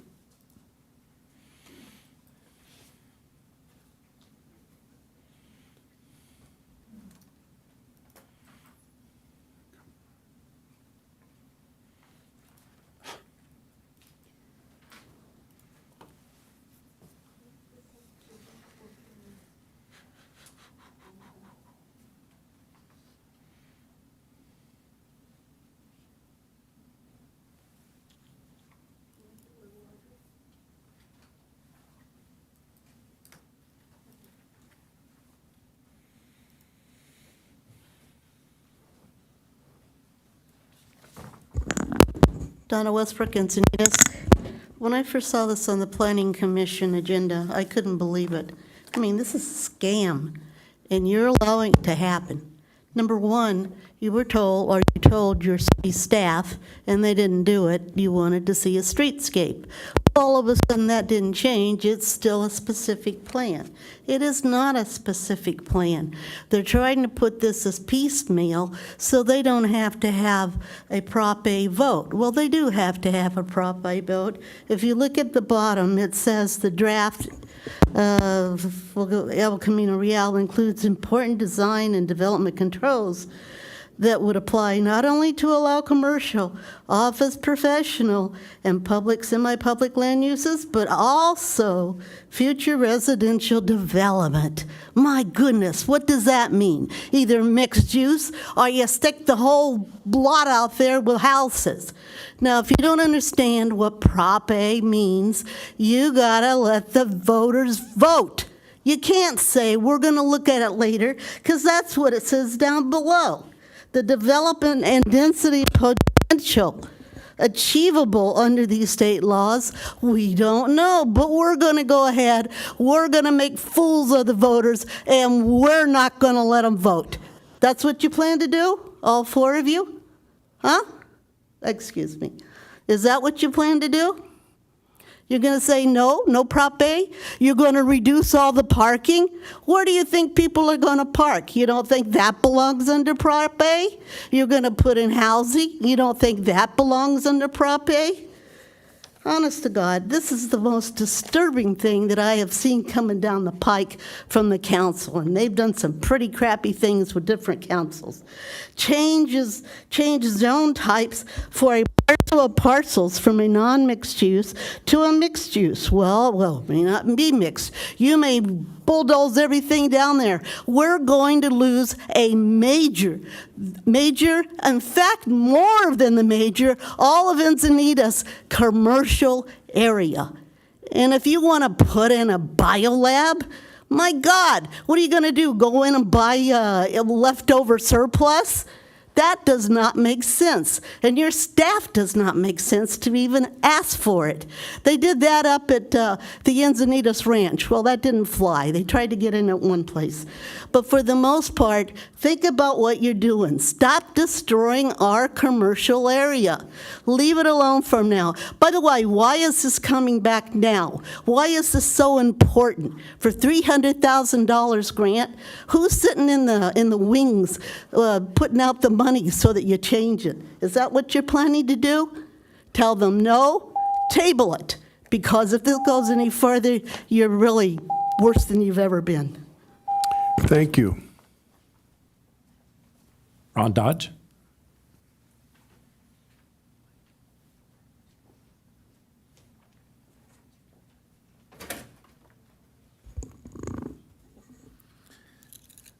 Good evening, Council, Mayor Kranz, Deputy Mayor Blackwell, Council members. I just wanted to make a few comments, having been a citizen member of the task force. I sort of clocked this. I saw the timeline at the beginning of the document, can actually clock it a little bit farther back to June 27th of 2017, when many of us took a tour of El Camino Real with Dan Burden, and recognized expert in the urban and multi-use development. And there were several recommendations that came out of that. One is the Z crossing, which is already implemented, and it's interesting to watch that work, but it does work. Speed reductions and bike lanes are among his other recommendations, and also a fourth crosswalk at Mountain Vista and El Camino Real. There's only 3 crosswalks. And so if somebody leaves the southeast corner, they have to cross the street, and they'll have to cross traffic 3 times, which is triple the traffic and danger exposure for pedestrians. Something to keep in mind. I understand it's a traffic timing issue, but now we've got the speeds down a little bit. Maybe the timing will work a little bit better.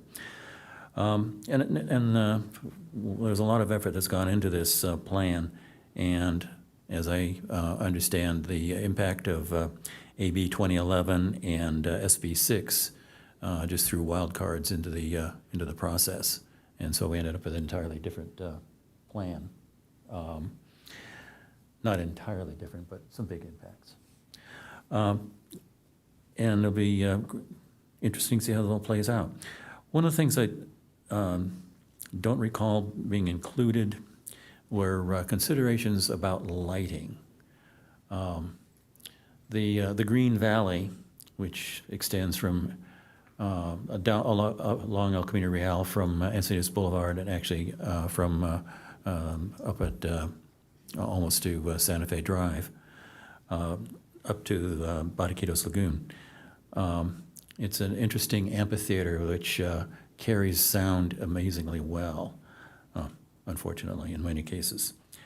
But in what's I've seen happen over the last 25, almost 30 years now, is businesses tend to want to put lighting in the least costly location way, and they hang them on the side of a building and aim it at the horizon. And I've worked through this with the post office, one of the developments, and actually working with a third development at a bank that just put up some bright lights to light up the world. Thank you. Welcome. That concludes speakers. Okay, with that, we'll close the public hearing, and we will now have.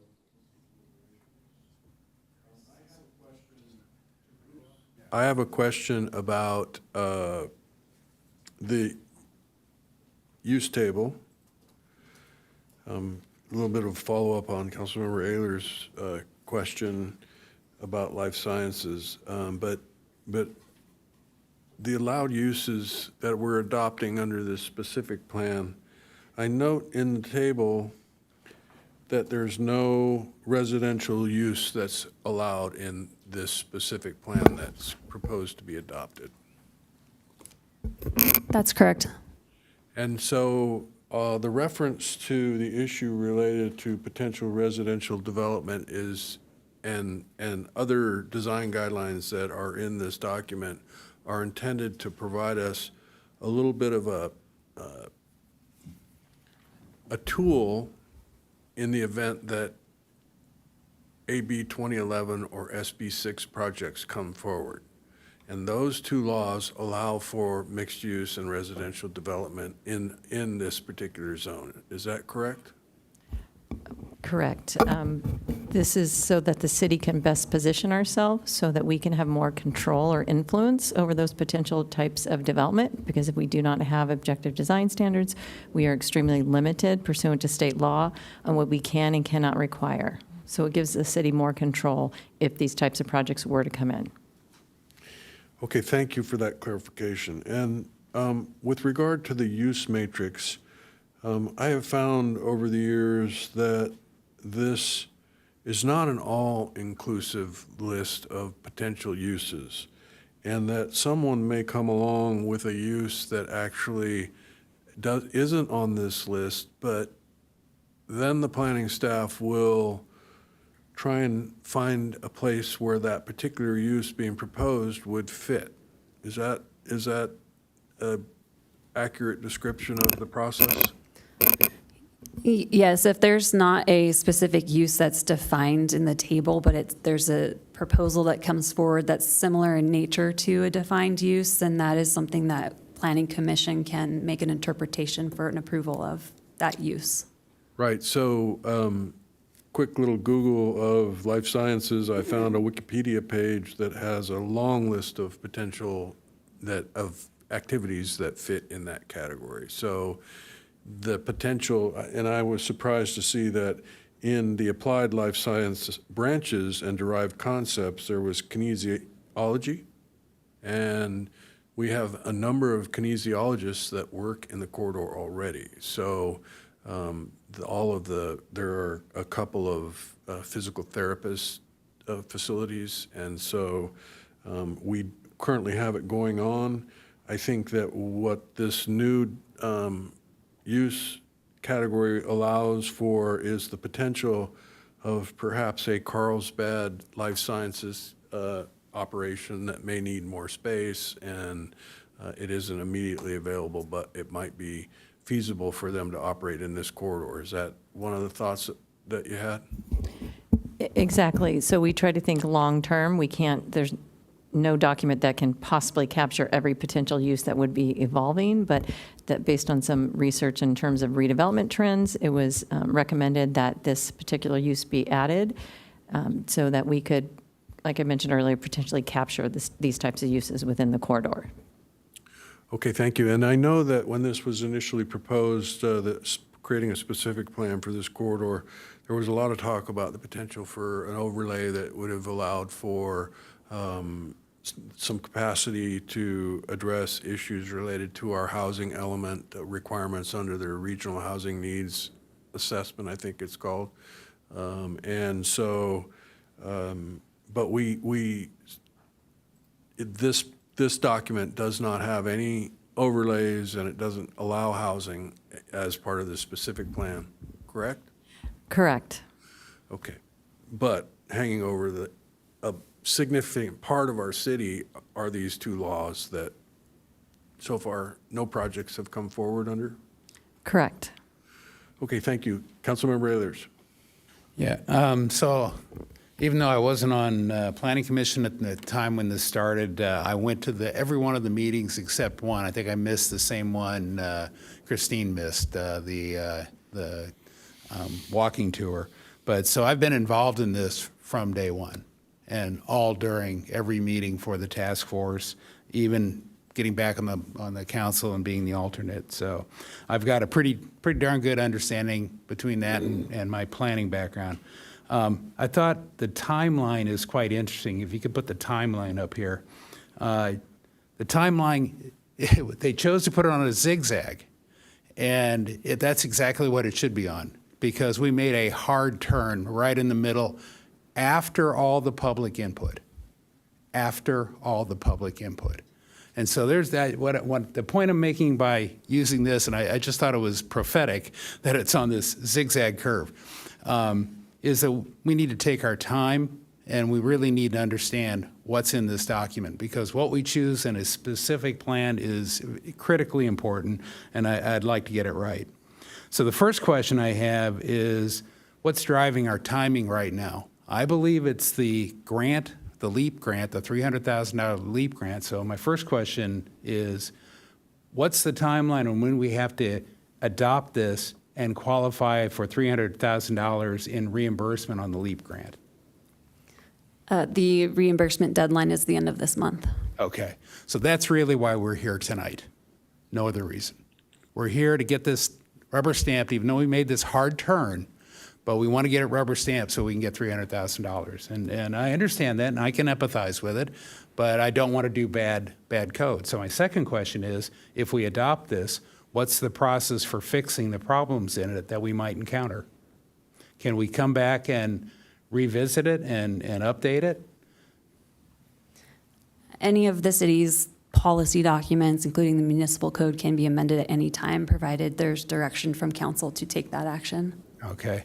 And to address Donna Westbrook's comment about Prop A, I agree with the conclusion in this report. Prop A vote's not needed because we took and all the trigger mechanisms are nicely written out in there. So I agree we do not need a Prop A for this document we're talking about tonight. There are quite a few things in here I don't agree with. The reduction in parking. I do not see people giving up cars, not in a big sense. And in fact, what I see is greater intensity coming to this corridor, which is just going to require more parking, not less parking. And what we're going to be doing, much like we had to do in Via Molina, is we're going to be driving more parking up into neighborhoods if we don't fully park the units in these future developments. So I'm very concerned about that. Things I'd like to see, now here's another area I'd like to go into. This is the specific plan that has no housing in it, but we're doing it because we're headed towards having housing due to state mandates. And so, I'm trying to wrap my head around that. And so we have some provisions in here that address housing, in a way. Some we took out, some, yeah. So should we have anything to address housing? Should it come along? Such as one of the good ways to have affordable housing is to have tiny houses. Could we have something in here that's commensurate with providing tiny housing? In other words, if we have a future residential mandate or a project that comes through, could I put a maximum residential unit size of, say, 800 square feet, which, by the way, sounds small, but Goodson's about 860 square feet, just so you put it in other words, it's close to market rate at 860. 800 would say, hey, we're going to provide smaller units, more affordable. We're trying to do workforce housing. So can I add to this specific plan an average maximum unit size similar to what we have on the R30, but more restrictive and therefore more like tiny houses? And can I add that without kind of violating the fact that we don't have housing here? That's a challenge. At the joint Planning Commission and City Council meeting, it was recommended by you all that a standard be provided in the specific plan document to set a maximum, and we put in there that maximum, and it's consistent with what the R30 overlay zone requires. And that's like 1,100 for ownership and 1,000. And as I just showed by the Goodson property, I believe the number's 864, but I'm doing that off memory. I'd like to see it in this specific plan smaller, so we provide workforce housing, which is the theory that back before we made the sharp turn, we were all talking about how are we going to get workforce housing that people can live above where they work in this corridor. So I think this corridor deserves smaller housing, and the way to do it is to use that mechanism, but with a different threshold. So that's one comment. And I could probably go on for hours here. I'll yield for now, but I'll come back. Nobody else? Have at it. Oh, okay. Let me go through my checklist. Well, before you go on to the next thing, let's talk about that idea of reducing the size. Is it up to us can we go from 1,000 to 800 feet? You could. It has not been analyzed. The city also has a shortage of family housing, so having a smaller restrictive maximum unit size for the overall project may limit those opportunities as well. Well, I appreciate that, but I think I certainly concur with Councilmember Ehlers in terms of the goal being workforce housing, and it's not that I'm trying to discriminate against families in this particular housing, but the reality is that I think the more important need is the workforce. So let's see how the conversation continues. Councilmember Ehlers. Yeah, and I go back, and if I look at Goodson as an example, there are 3 and 2 bedrooms. They're not the preponderance of it, but that has 3 and 2 bedrooms and is still. And what we found is the market rate is well below the 1,100. By the way, at the Planning Commission, when the Planning Commission unanimously recommended to the council, including the including the maximum unit size on R30, it was at 900. And it was the council then bumped it up to the 1,000 for rental, 1,100. So, and I think we originally started at 800. And subsequently, now I've been watching the R30s go in, and I check on what the average maximum is, and we're below even the 900. So if we really want to encourage lower cost housing, and we can still provide 2 and 3 bedroom with that average. Remember, what we're taking is the sum of all of the square footages and getting an average. So there's some below 800, there's some above 800, and you end up with a mix of 2, 3, and 1 and efficiency apartments. And that's the kind of housing we are always short in, the low and very low. And so this is an attempt to fill that gap with some market rate smaller housing that newly minted teachers, new waiters might have a shot at actually renting. Okay, thank you. Councilmember Lyons. Yes, thank you. I'm enjoying hearing everyone's thoughts. Thank you. I wanted to thank the task force and the public for all the work they've done. I think we've gotten this to an exceptionally good point. I want to point out a few things that I think are a good model for how to deal with the complexities that we deal with in our city and in our state these days. Having an overlay like this that helps to identify community benefits and the benefits to the broader public of doing things like taking away the underground drainage systems and daylighting the creeks like is recommended for Cottonwood Creek. Reducing the use of turf, reducing our water, using stormwater and biofiltration, focusing on the benefit, the community benefit of microtransit. Many of my wish lists were added to this specific plan document. Even the discussion of placemaking. And I think when it comes down to it, when people think about El Camino Real, one of the first things that strikes them, other than perhaps they don't feel safe as a pedestrian, is the lack of placemaking, the I could be anywhere in any city feel of it. And we are a city that really embraces our culture and embraces our history and embraces the uniqueness of who we are and what we've been throughout our experience here. And our culture is so important to us that we really want our culture to be expressed in the community around us. So I'm hoping that the emphasis on placemaking along El Camino Real will really be what we need to check that box and say, yeah, that's what we're going to do, and we're all behind this. So I look forward to that. But I did want to say that if my colleagues are interested in the reduction in the square footage for housing, I would be in favor of that as well. We have given, our thoughts have evolved, so this is kind of where I'm at right now, and I can see that some of my colleagues are too, that the whole diversity of the types of housing should be as flexible as possible, and we've seen a lot of support for the smaller square footage to give us that extra ability to capture some of the smaller units for the use of those people who need and will benefit from a smaller space. Sometimes that's workforce housing, sometimes it's not, but it is a smaller square footage, and people are saying and telling us that that's something they're interested in. So if we can capture that change, I'd be in support of that. Deputy Mayor Blackwell. Yeah, I'll make a couple comments, and I do want to keep teasing out the maximum unit square footage. I really like there's an opening line in the document under community vision, and it talks about the specific plan encouraging and facilitating revitalization of the corridor while retaining the suburban, close-knit community and beach character of Encinitas, et cetera.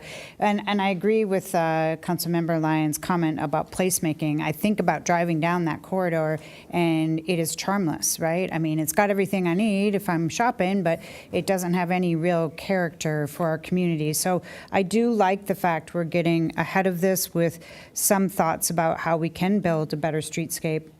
and have some local control as development comes in or redevelopment happens. And I think it's really good. I went back through and looked at all the comments that came out of the joint meeting of the council and the planning commission, and many, if not all of those comments were incorporated somehow. So I appreciate staff's very hard work on a very big document. And it is good to know that it can evolve, especially with council direction, so it is not going to be set in stone forever. Going to that question of maximum square unit, I'm all for what I've heard everyone here say, encouraging smaller units to have a better diversity in our mix of housing is probably desirable. But what I'm not sure I understand is, and I'd like some input from others here, is would that sort of scare away development, right? Because right now the standard is 1,000 square feet. I think I heard 800, I heard 900. We're getting so small that all of a sudden we don't get any interest at all in doing any project. So it sort of undercuts the stated intention. So maybe I'll open that up to other council members' input and staff. Councilmember Ehlers, you're going to answer that question? Yeah, actually, and that's exactly, if you look at Goodson as a project, that's a big one. 864 is my recollection, and somebody will have to fact check me on that, but that shows you that you can do the full breadth of 3, 2, 1 efficiency. It was by right, so it was market rate at the, he wasn't doing what we wanted. We all know that. So I think it does, and driving it a little below that will encourage more naturally affordable housing in the city of Encinitas, which, everybody knows friends and kids that could use that first apartment. Even if they share it, they would have a shot at affording it with a smaller one. And 800 square feet is not small. It is not miniature, right? It's not on average, right? It's not probably big enough for a family of 4. But it's the average maximum. Maybe that's the concept. So that you take all of them together. So you're going to have a mix of 12 and 1,400 in there too, where you can have the 3 bedrooms. Fair enough. So you're recommending 900 or 800? I was recommending 800 because what I've seen since 5 years ago when we adopted the R30, whenever that was, I've seen the projects coming in with naturally occurring market rate distributions that are in the 800s. And so 900 and above do nothing to encourage it. And this is the zone, the area that we would like to have workforce housing, even more than any other. 100% agree with that statement, but just want to make sure we're not adding such a deterrent that it's counterproductive. Yeah, so this is of their staff report, it's on page 282, which is page 38 of so it's chapter 3.4.8, maximum average unit size. The maximum average size of dwelling units in the project shall not exceed, and it currently states 1,000 square feet of floor area for rental projects and 1,150 square feet of floor area for ownership projects. So we're proposing to amend this, modify this to be 800 square feet of floor area for rental projects, and what for ownership projects? We could make it 900. Okay, I can live with that. Now, what page was that again? It's page 282 of the staff report and page 38 of the specific plan. Mayor, may I ask staff if I could get their thoughts on that? Yeah, of What course. you proposed? Yeah.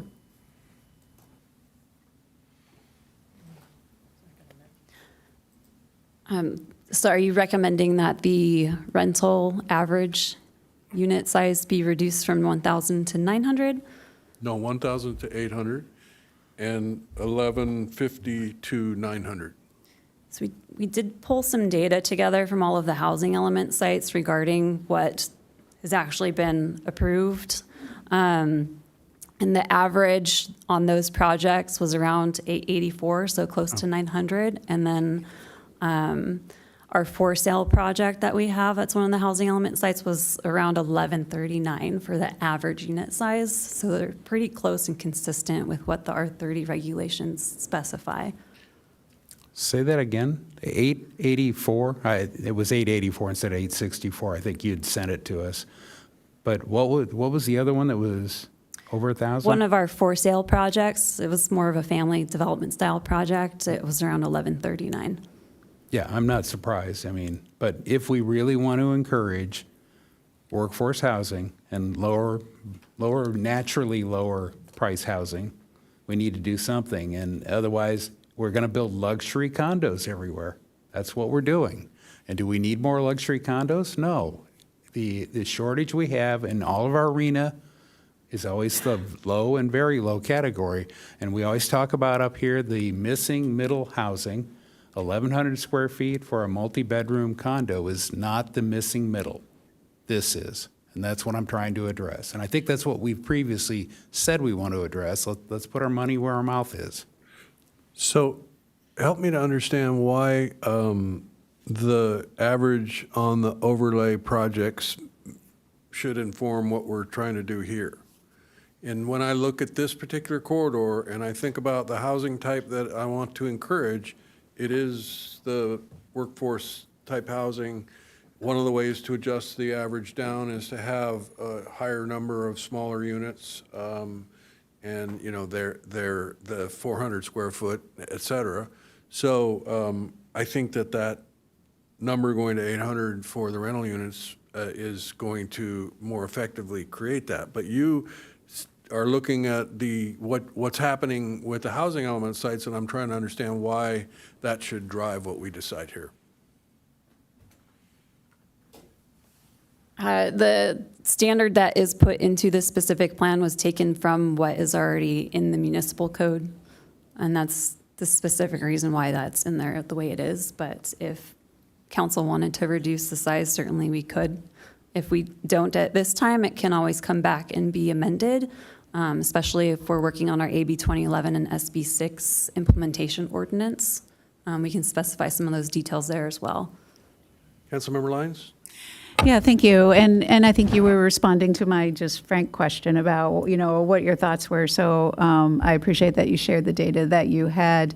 But I do want to kind of lean in on a smaller square footage with this plan. So I'd be in favor of going with the 800 for the rent, and I think I heard 850 for the own.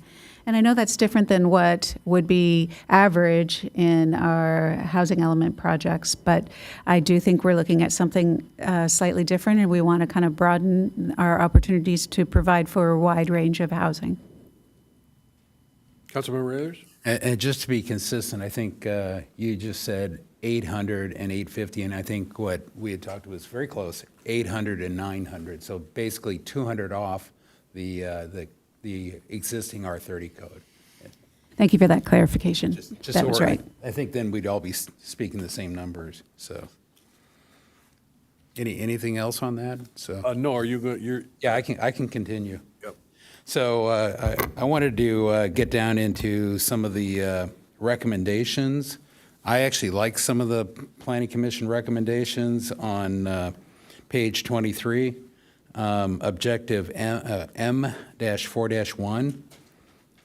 Sorry, let me start with, so I'm going to go back to the life sciences and try that. Why I'm asking about that is there's such a variety of life sciences. It can be anything from a greenhouse even, or a lab greenhouse. It could be inside an R&D facility with lights, where they use chemicals. It can be, they can have different type of towers outside for chemicals or coolants or whatever. And what I'm trying to avoid is having an industrial use, an actual industrial use right next to residential. And so right now it's a P, which means permitted, which means they have a right to build whatever life science, quote unquote, next to immediately adjacent houses. In fact, there's a map on one of the pages that shows any of the zone that is immediately adjacent to residential houses. And all I'm asking for is pretty simple change. Put a C in there for a conditional use permit, because conditional use permit, the threshold is it cannot have a materially detrimental effect on neighboring uses. And that's all I'm asking, so that if somebody comes in here with that future defined R&D facility, and if it's an office professional look and feel, and they're just inside running computers, doing calculations of life sciences things, great, have at it. But if it is something more like we had a problem with the hemp grower in one neighborhood, and they happen to be using a type of pesticide that in the night air would waft through to the neighbors and literally poisoned neighbors. So we don't want to repeat that. We want to have an opportunity for the Planning Commission, in this case, to make a finding that it won't have a materially detrimental effect on the neighbors. So I'm asking, that's one ask, is the change that C to a P, or P to a C. I think somebody already talked about lighting limitations, rooftop lighting, parking lighting. I'm going to, I think, echo Ron. I think it was you that brought that up. I have noticed in the 32 years I've lived in Levenheim, my backyard used to be pitch black, and then they built Encinitas Ranch, and the lighting, anytime we have marine layer, just floods my backyard. And so I would like to see more lighting limitations put into this specific plan, because we don't need to light up the world. I would also say that somebody said that it's a bit of an amphitheater bowl, both acoustically, light, everything. And my concern are the people, the houses that are via Cantabria and via Molina and New Encinitas. They're right on the edge looking down in here, and I don't want to see it lit up like, a movie premiere with lights everywhere. So I would love to see a limitation on lighting added as a section to this. And then I have a bunch of more detailed changes. I don't know if anybody wants to comment on lighting, and I'll be happy to give up the floor, then come back to a little more minutia. Go ahead. I'd just love to hear the staff input on that, because I think lighting's covered in some, but maybe this is a missing piece. There are standards for lighting that requires the light to not spill onto neighboring properties and things like that, as well as having the lighting be shielded and downward facing. And that's part of the municipal code, right? It's also set forth, section 4.4.8 in chapter 4 sets forth standards regarding lighting then, which is what Melinda was just referring to. So I could jump in. okay.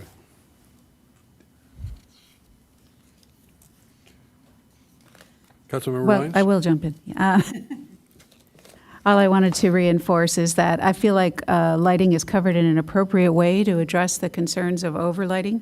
The lighting is to be shielded. The lighting is to just be on key areas and not to have, not to overflow into other areas. I find that is really appropriately articulated in the document to help preserve the quality of our environment at night, but also to provide for safety and security for people walking in the street. So I'm comfortable with the lighting the way it is. Thank you. And the Planning Commission made some recommended changes, and from where I sit, the recommendations that they made, I think, are appropriate. So my hope is that we have concurrence with their recommendations. Councilmember Ehlers. Yeah, and just to add to this in a different way, and maybe where my real concern is when we get taller buildings, which we may due to waivers, maybe we could craft an additional limitation that would say for buildings 4 stories or greater, which I know right now the zoning doesn't allow, but waivers do. But for buildings 4 stories or taller, we don't allow rooftop lighting. My concern being as we get built up, we're more. First of all, we try and maintain views to some degree. I think that was one of the original goals in this specific plan.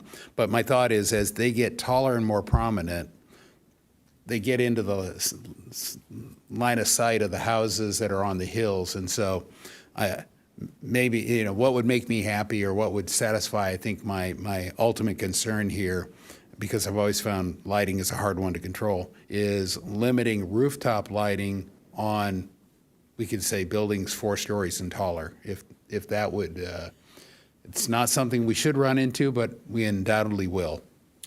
Yeah, I agree that the waiver situation is going to impact.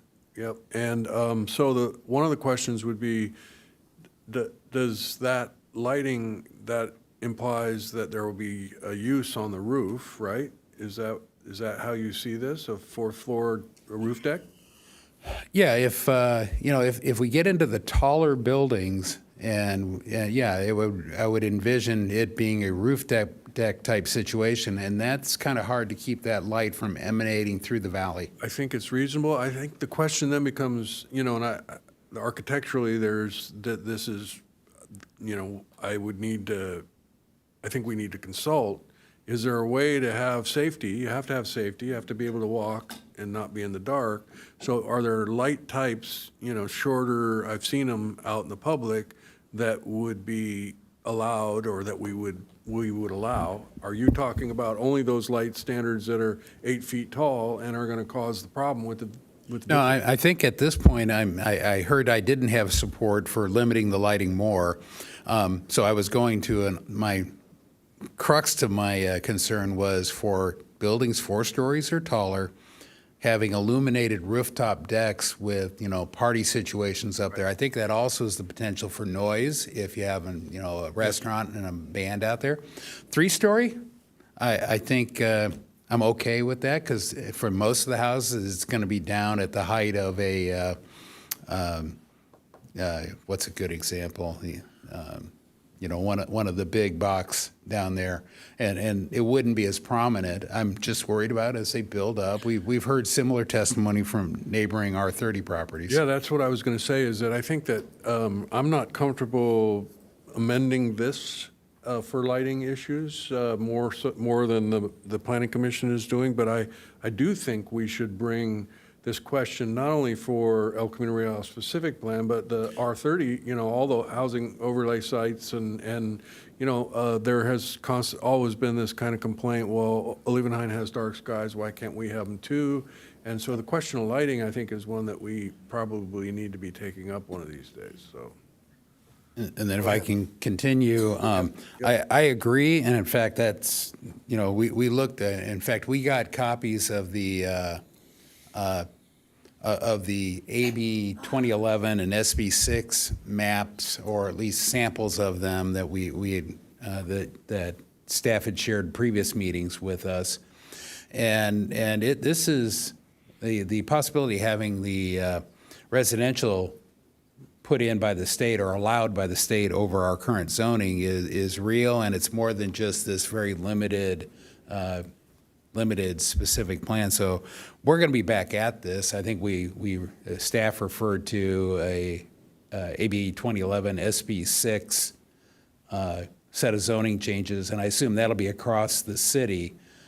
And maybe that's the place to address this. I think one of the things we could do, whether we do it in this or maybe we do it citywide, where we say if you're above 3 stories, if you're 4 stories or above, we limit rooftop decks or rooftop lighting. Because there's always that temptation. The closer I can get to see the ocean, the closer I get up. But it has effects on everybody around them. And lighting is one of them. Noise is another if you're in a quiet neighborhood too. So it looks like staff wants to. Patty, would you like to say something, if I can be so bold? Thank you. I just wanted to mention that we can limit the rooftop decks, but I just wanted to mention that there may be building code requirements once buildings get a certain height, just for, you know, aviation, safety, those types of things. So I just want to mention that it would not be inclusive of the building code. Well, I think, based on what I've heard so far, I'm going to hold off on recommending that tonight, but when we get back in front, you get back in front of us with the AB 2011 SB 6, then I'll be bringing it back up. So now I want to go through a few of the other, and this gets a little down into the trivia. I apologize, but mostly on the policies, and quite a few of these are similar or things that the Planning Commission recommended. On page 23, we had DB-21, and it was encourage the development of public plazas, parks, and paseos as part of private development. I hate the word encourage. I love the word require. I'm a black and white planning commissioner, type that, that's wishy-washy. I kind of think that we'll never get it. Why can't we make it require? I'm sorry, what page? It would be on page 23 of the report.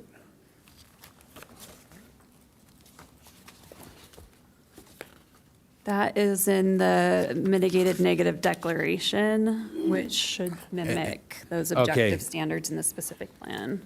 Yeah, that's where I first picked it up, so it's probably somewhere buried in the, it's one of the objectives of the specific plan, so. So you're talking about objective CB-3.2. Oh, yeah, I'm sorry, I had a typo here. Yeah, CB. Encourage the establishment of, okay, so there's, the use of the word encourage is used a lot. CB 2-1, CB 1.2, we're encouraging. So And you're page saying you 262, want did you less say? Passivity and more action. It's Yeah. page 18 of the specific plan itself, page 262 of the staff report. Yeah, I would recommend changing that to require, because I thought that was like the main goal of this specific plan was to have paseos, public places. It doesn't say what size. It could be a paseo for two, maybe, I don't know. But I want to make it a requirement, because we're going through a lot of work, and I don't want to just get hand waved away. So that's one recommendation. On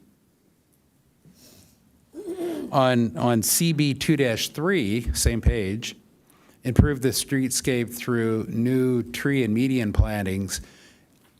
I love the trees in the north end that are growing into canopies, and what I'd like to do is add the word large trees.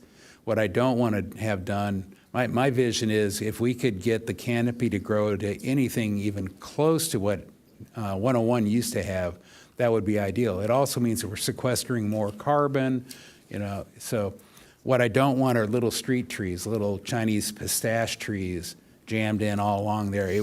This is a big road. It deserves big trees. So if we could say something, large trees along El Camino Real would be, that's what I would recommend. And then on page 24, RM 2.2, and we require landscaping plans to incorporate drought-resilient plantings. I would add, comma, including substantial use of native plants. This is as an objective, and this would be promoting exactly where we're going with the native plant ordinance. And I don't think it changes any requirements, but it could change future codes, right? I think it's unsaid almost based on what we've been doing up here. And then, what was it, 25? IF 3-2 on page 20, let's see, 25, it would be on page 263, sorry. IF 3-2, let's see,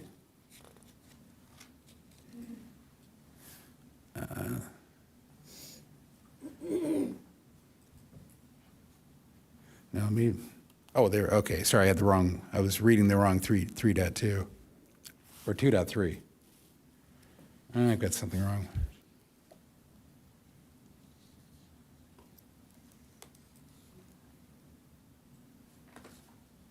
That one I can't even read my notes, so sorry about that. That one we can strike.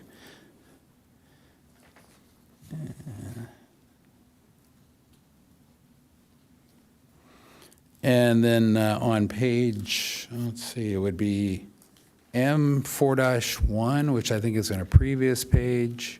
Yeah, on page 261. pursue joint parking strategies as well as the reduction or elimination of parking minimum requirements. I personally can't support that one. And the portion I can pursue joint parking strategies, I'm fine with. But parking reductions and parking minimums in this zone, remember that parking is really how much we're serving there and is proportional to the intensity of use. Nothing in this document is reducing the intensity of use. And even if we had micromobility, in my wildest dreams, it might reduce traffic 5%, in my wildest dreams, and I don't think we'll even see that. We're decarbonizing through electric, hydrogen, and other methods so that cars are going to become, well, I've cited this before many times up here. There's a LA Orange County, their equivalent to SANDAG called SCAG, ran a study from 2000 to 2015. Mass transit ridership steadily declined that whole time, and car ownership went from 1.7 to 2.4 per household. That is a huge, significant number.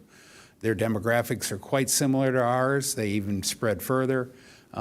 So I don't think the car is going away as much as some people wish it would. We're going to have cars. We're going to need to park them. If we don't park them in this specific plan, then they're going to park in the neighborhoods. And we're going to have a lot of people upset about neighborhood parking. So I would strike out that parenthetical statement in the middle there, where it starts with as well as the reduction or elimination of parking minimum requirements, and leave the rest unchanged. I don't see parentheses on the page that I'm reading. Are you on page 261? Yeah, between the commas. Okay. Yeah. And could I ask for staff to talk about what for suitable developments in the specific plan area means? Sure, I think the intent is that if there's off-peak uses where there's available parking, if a use is particularly, AM and another use is PM, that you could utilize underutilized parking. So then the question would become, where is that defined so that if this particular objective were to be invoked by a project, how do we ensure that there is that off-peakness? We require them to provide a parking study or a memo analysis that does the analysis so we can verify that the uses are off-peak and it would be compatible and would not result in a parking issue. Councilmember Ehlers. Yeah, and that's in the code. We do that today, right? Mm-hmm. So that's a mechanism that's very common to come before Planning Commission or City Council and do exactly that. So I would take that out of the objective, and we still have the mechanism available to a project that is sharing parking or is going to show reduced parking requirements. Yeah, it is a design and development standard as well within the specific plan document. So this objective is to clarify those other requirements. Mm-hmm. I lost you there. Do you mean to make it consistent with this objective, or? Yeah, Correct. Any objective where I'm suggesting changes, of course, I'm presuming that we would have the draft changed below it in the detail. So.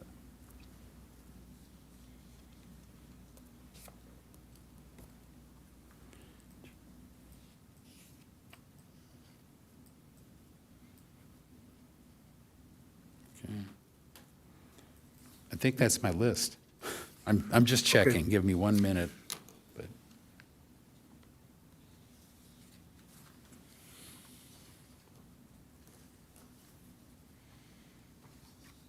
And if. What, you pulled that off? You're done? Yeah, I'll come back. But that was my list, and I'll make a motion, but. Okay, and there was nothing on your list that, I could disagree with. I didn't see any problem with it, so I have no problem supporting it. Deputy Mayor Blackwell. Yeah, I support that as well. Those are good changes. I think what I wanted to come back to is what the staff has recommended based on what the Planning Commission was advising. There were a couple things like there were recommendations from the Planning Commission to lower the point value in the community benefit section for bicycle locker and EV charging station.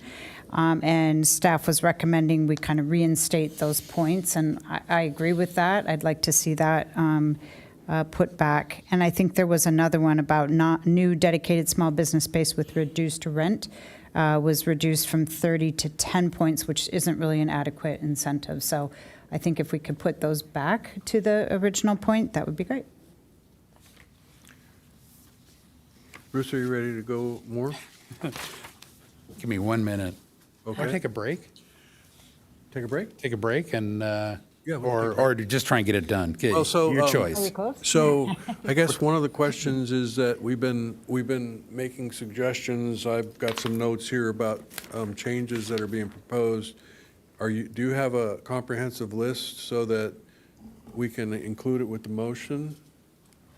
We have been taking notes, and I do have a couple of questions for clarity, for clarification, like requiring large trees, that's subjective. We would need a measurement to make that objective. So and then also for the council's consideration for the life sciences, would you want to consider allowing medical type office uses as permitted by right, and then requiring a conditional use permit for more of the industrial type uses?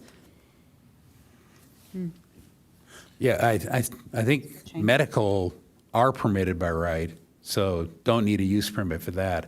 And what I'm thinking for life sciences is, since if you're going to put a building under and use life science, then I want it to go to a use permit for a discretionary review. For all, because even medical life sciences could have, have additional uses that are typical with a medical office, right? The R&D, or if there's production. So if it's a medical building which has its own line item that it's permitted by right, then that's fine. If it has the word life sciences in the definition, in other words, it doesn't fall under medical, like hospital, doctor's office, et cetera, those are by right fine. But if it says medical life sciences, I'm still not sure what that is. So yeah, just call it medical if it's medical, call it life science if it's life science, and then life science will go through the conditional use permit. And that just gives us a measure of control. You know, if it is what you're describing is a simple office building with just medical life sciences going on, then it should sail right through the discretionary permit process. Well, I think there would be a difference.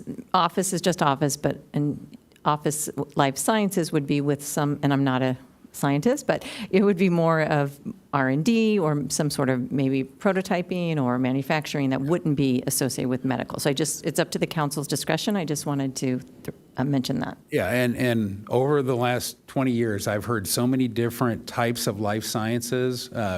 Specifically, I think, somebody mentioned it and I mentioned it, the 125,000 square foot R&D facility on Ecke Ranch back when that was life sciences, believe it or not, and it was limited to life sciences. Then subsequently, it got into all sorts of different biosciences. It was all permitted per a council, slip of the pen up here. And so I'm just adding that one little check that if it has a negative effect or what's the word,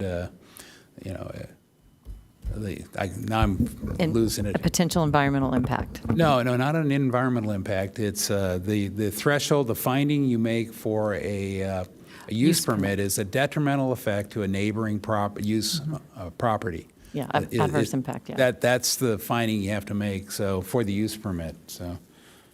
And it doesn't have to be hard, it's good to have it there, then you have grounds to pull, and if somebody violates it, you have a mechanism that you can enforce, where we have a mechanism we can enforce, so. And I have a list that I could start a motion and go through, and then you can check off, and I'll go slowly, and if you have clarification questions, is that okay? Let's hear from Councilmember Lyons. Yeah, sorry. Councilmember Ehlers, if I could help shed some light on the tree size, if you find it acceptable. Small trees typically are under 20 feet tall, and large trees are typically over 20 feet. And you know, if you just do something like that, you're probably eliminating the small trees that you want to avoid. Yeah, and that's exactly what I was thinking. I'm thinking mature, the ultimate maturity of the tree being if it is less than 20 or 25 even, no, and then if its standard number's 20. That gives you a little more leeway. There may be some circumstances where you can't really fit the bigger ones, but so I just want to. That's true, yeah. I kind of hedging a little. Okay. If I may, section 4.4.15. So the section that you were referring to, Councilmember Ehlers, is the goals and objectives in Chapter 2. But the development standards and design standards in Chapter 4, there is a whole section on landscaping that already requires trees to be at least 6 feet in height and be spaced appropriately, and contains language really towards the intent of facilitating and encouraging and requiring trees to be large. It also stipulates that the trees shall be planted in a minimum of a 24-inch box size. So it's definitely has standards in there towards requiring the mature trees. Yeah, and the 6-foot trees, where I'm going with that is El Camino Real street trees should be larger in scale. So they may start out 6 feet, but we want to specify that they be trees on El Camino Real that will eventually grow into very large trees, greater than 20 feet at maturity. And so the idea is to start developing much like we have I'm using the example by Home Depot, where the trees are now 25, 30 feet tall, 35 feet tall maybe. They're big.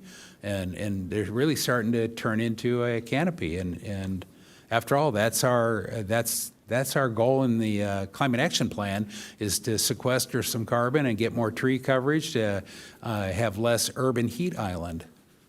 So to be clear, you're wanting to identify a tree to plant that at maturity is that tall. You're Yes. not requiring that the developer put one in that's that tall. Could be a little acorn. It can start little acorn. Well, according to the other code, it has to be 6 feet. And the code that you just read talked about 24-inch box and 6 feet and. Then I'm good with that. Yeah, they're not mutually exclusive requirements. That's what I'd heard, is that sometimes bringing in and planting bigger, more grown trees is not quite as effective actually as a younger tree that would then take off in its new location. I don't know. I got a landscape architect that may be able to correct me on that impression, but anyhow, so I think that we've got a lot of suggested modifications, and so I think it's important, if you're going to make a motion, that you incorporate those changes and they can take notes. Okay. And then do we want to adopt it tonight, or we want to bring it back, or? I prefer the route where we're adopting it tonight. Okay. And so that's why carefully going through and making sure these changes. Now, this is a public hearing. Is there a second reading on this? Yeah, so we're going to be back to make sure that you can double check that they got it all right. Okay, so I will start by making a motion to approve the. Okay, so the suggested action, I think, is we're going to go with 1, and we're giving you some recommended modifications. Yeah. And the recommended modifications are eliminating in objective M-4.1, eliminating the phrase "as well as the reduction of or elimination of parking minimum requirements." And I'll go, let me know when I can go. Yep. Oh, yeah, we're waiting on them. Keep going. Okay. We're Just keeping kinda up. if you give me a thumbs up or anything, that'll work. The next one is in change in CB-2.3, that the trees at maturity along El Camino Real be selected to be a minimum of 20 feet at maturity typically, or more. Councilmember Ehlers? Yeah. If I may, there's a section in the specific plan that specifically addresses streetscape trees, so I would recommend that we add that language in that Okay. location, and it's okay to be in Perfect. two. The feedback's wonderful, and I agree with that, and add that to the motion. And then in, I think it's CB2-1, change the word encourage to require the development of public plazas, parks, and paseos as part of private development.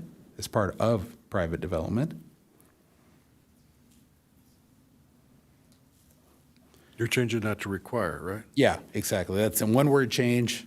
Encourage changes to require. And then on RM-2.2, which is require landscaping plans to incorporate drought-resilient plantings, add comma, including substantial use of native plants.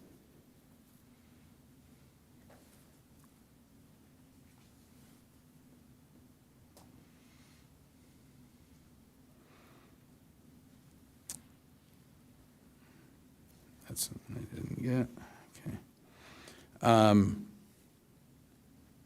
Ready?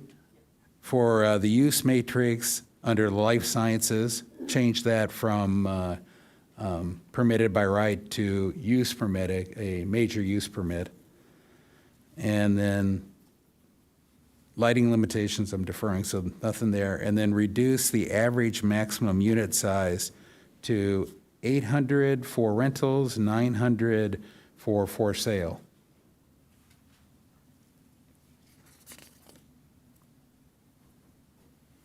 And I think that's it. Did I miss anything? Okay, Deputy Mayor Blackwell. Yeah, it was the 3 recommendations in the staff report that staff had asked about the points in the community benefit section, which are outlined in the staff report, so I think you have them. Yeah, and that's fine. I can add that so add those to the motion. Would you also add the other staff recommended changes for clarification to Chapter 8 and 6.2? Just refresh my memory so I know what I'm adding.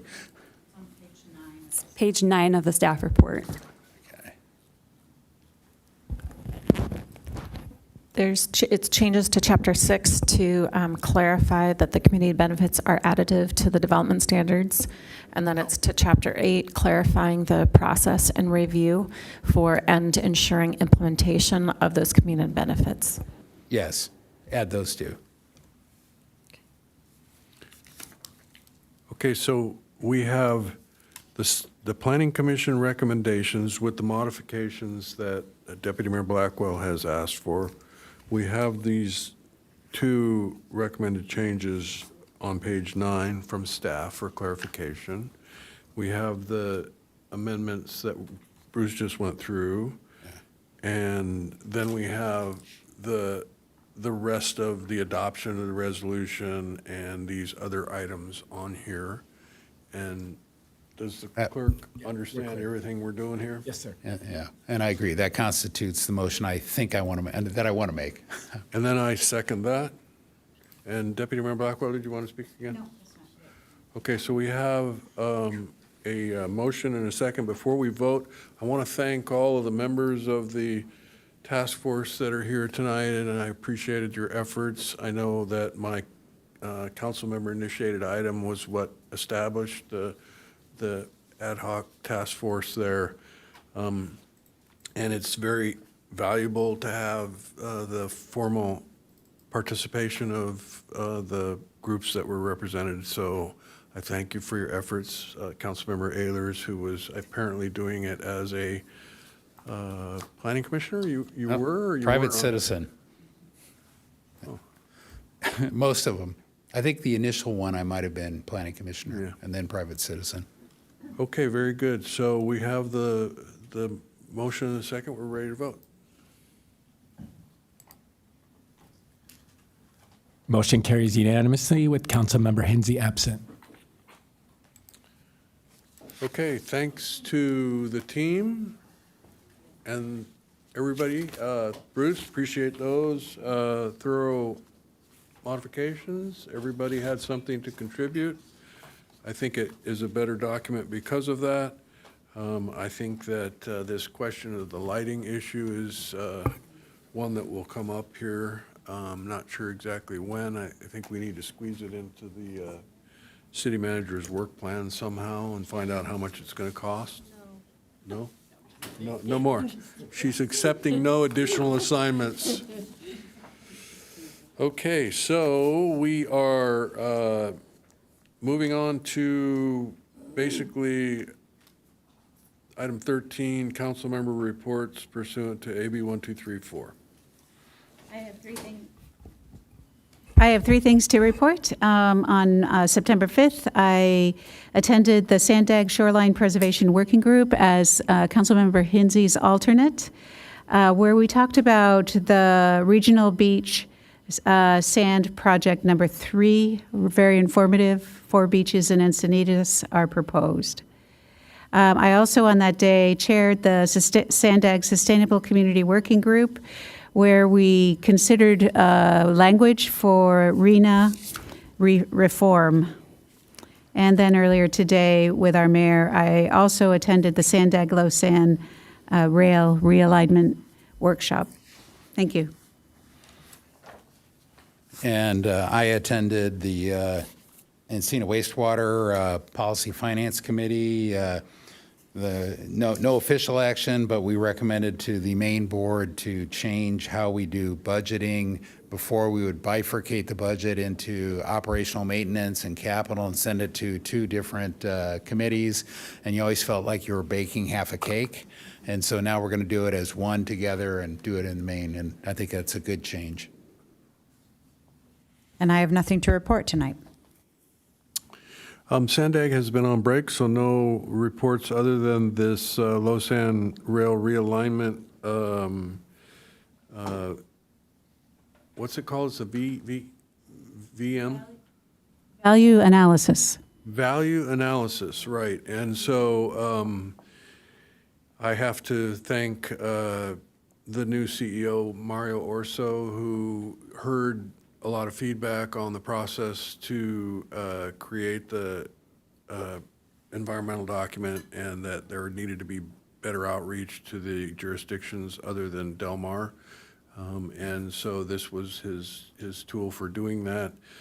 He also, at my request, expanded the value analysis from Solana Beach and Del Mar to include every jurisdiction that the low sand corridor impacts. So it was a great meeting we had today, I think. Some interesting insights. Each jurisdiction was allowed to present. And the city engineer, Jill Bankston, presented for the city of Encinitas. And I made comments that basically suggested that we need to broaden our vision a little bit, that this notion of addressing the impacts to the rail corridor in Del Mar, where the bluffs are being eroded by the ocean, is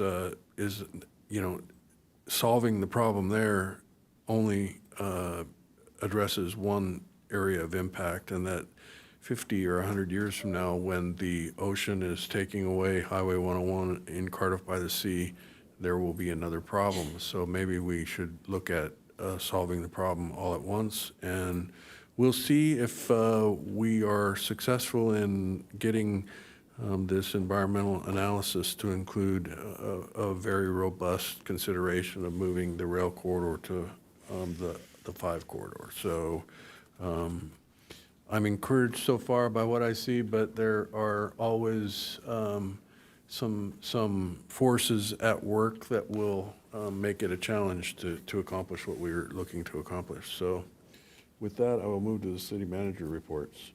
No report tonight. Oh, you're boring. City Attorney report. I'm afraid I'm going to be similarly boring, but I have no report this evening. I have to tell you, you've always been similarly boring, so. We've never had any rap or anything from you, so. We'll come up with something together. Okay. And we like boring city attorneys. Yes. That's a sign of good things. City clerk reports? Nothing. Okay, with that, we're adjourned. Thank you all.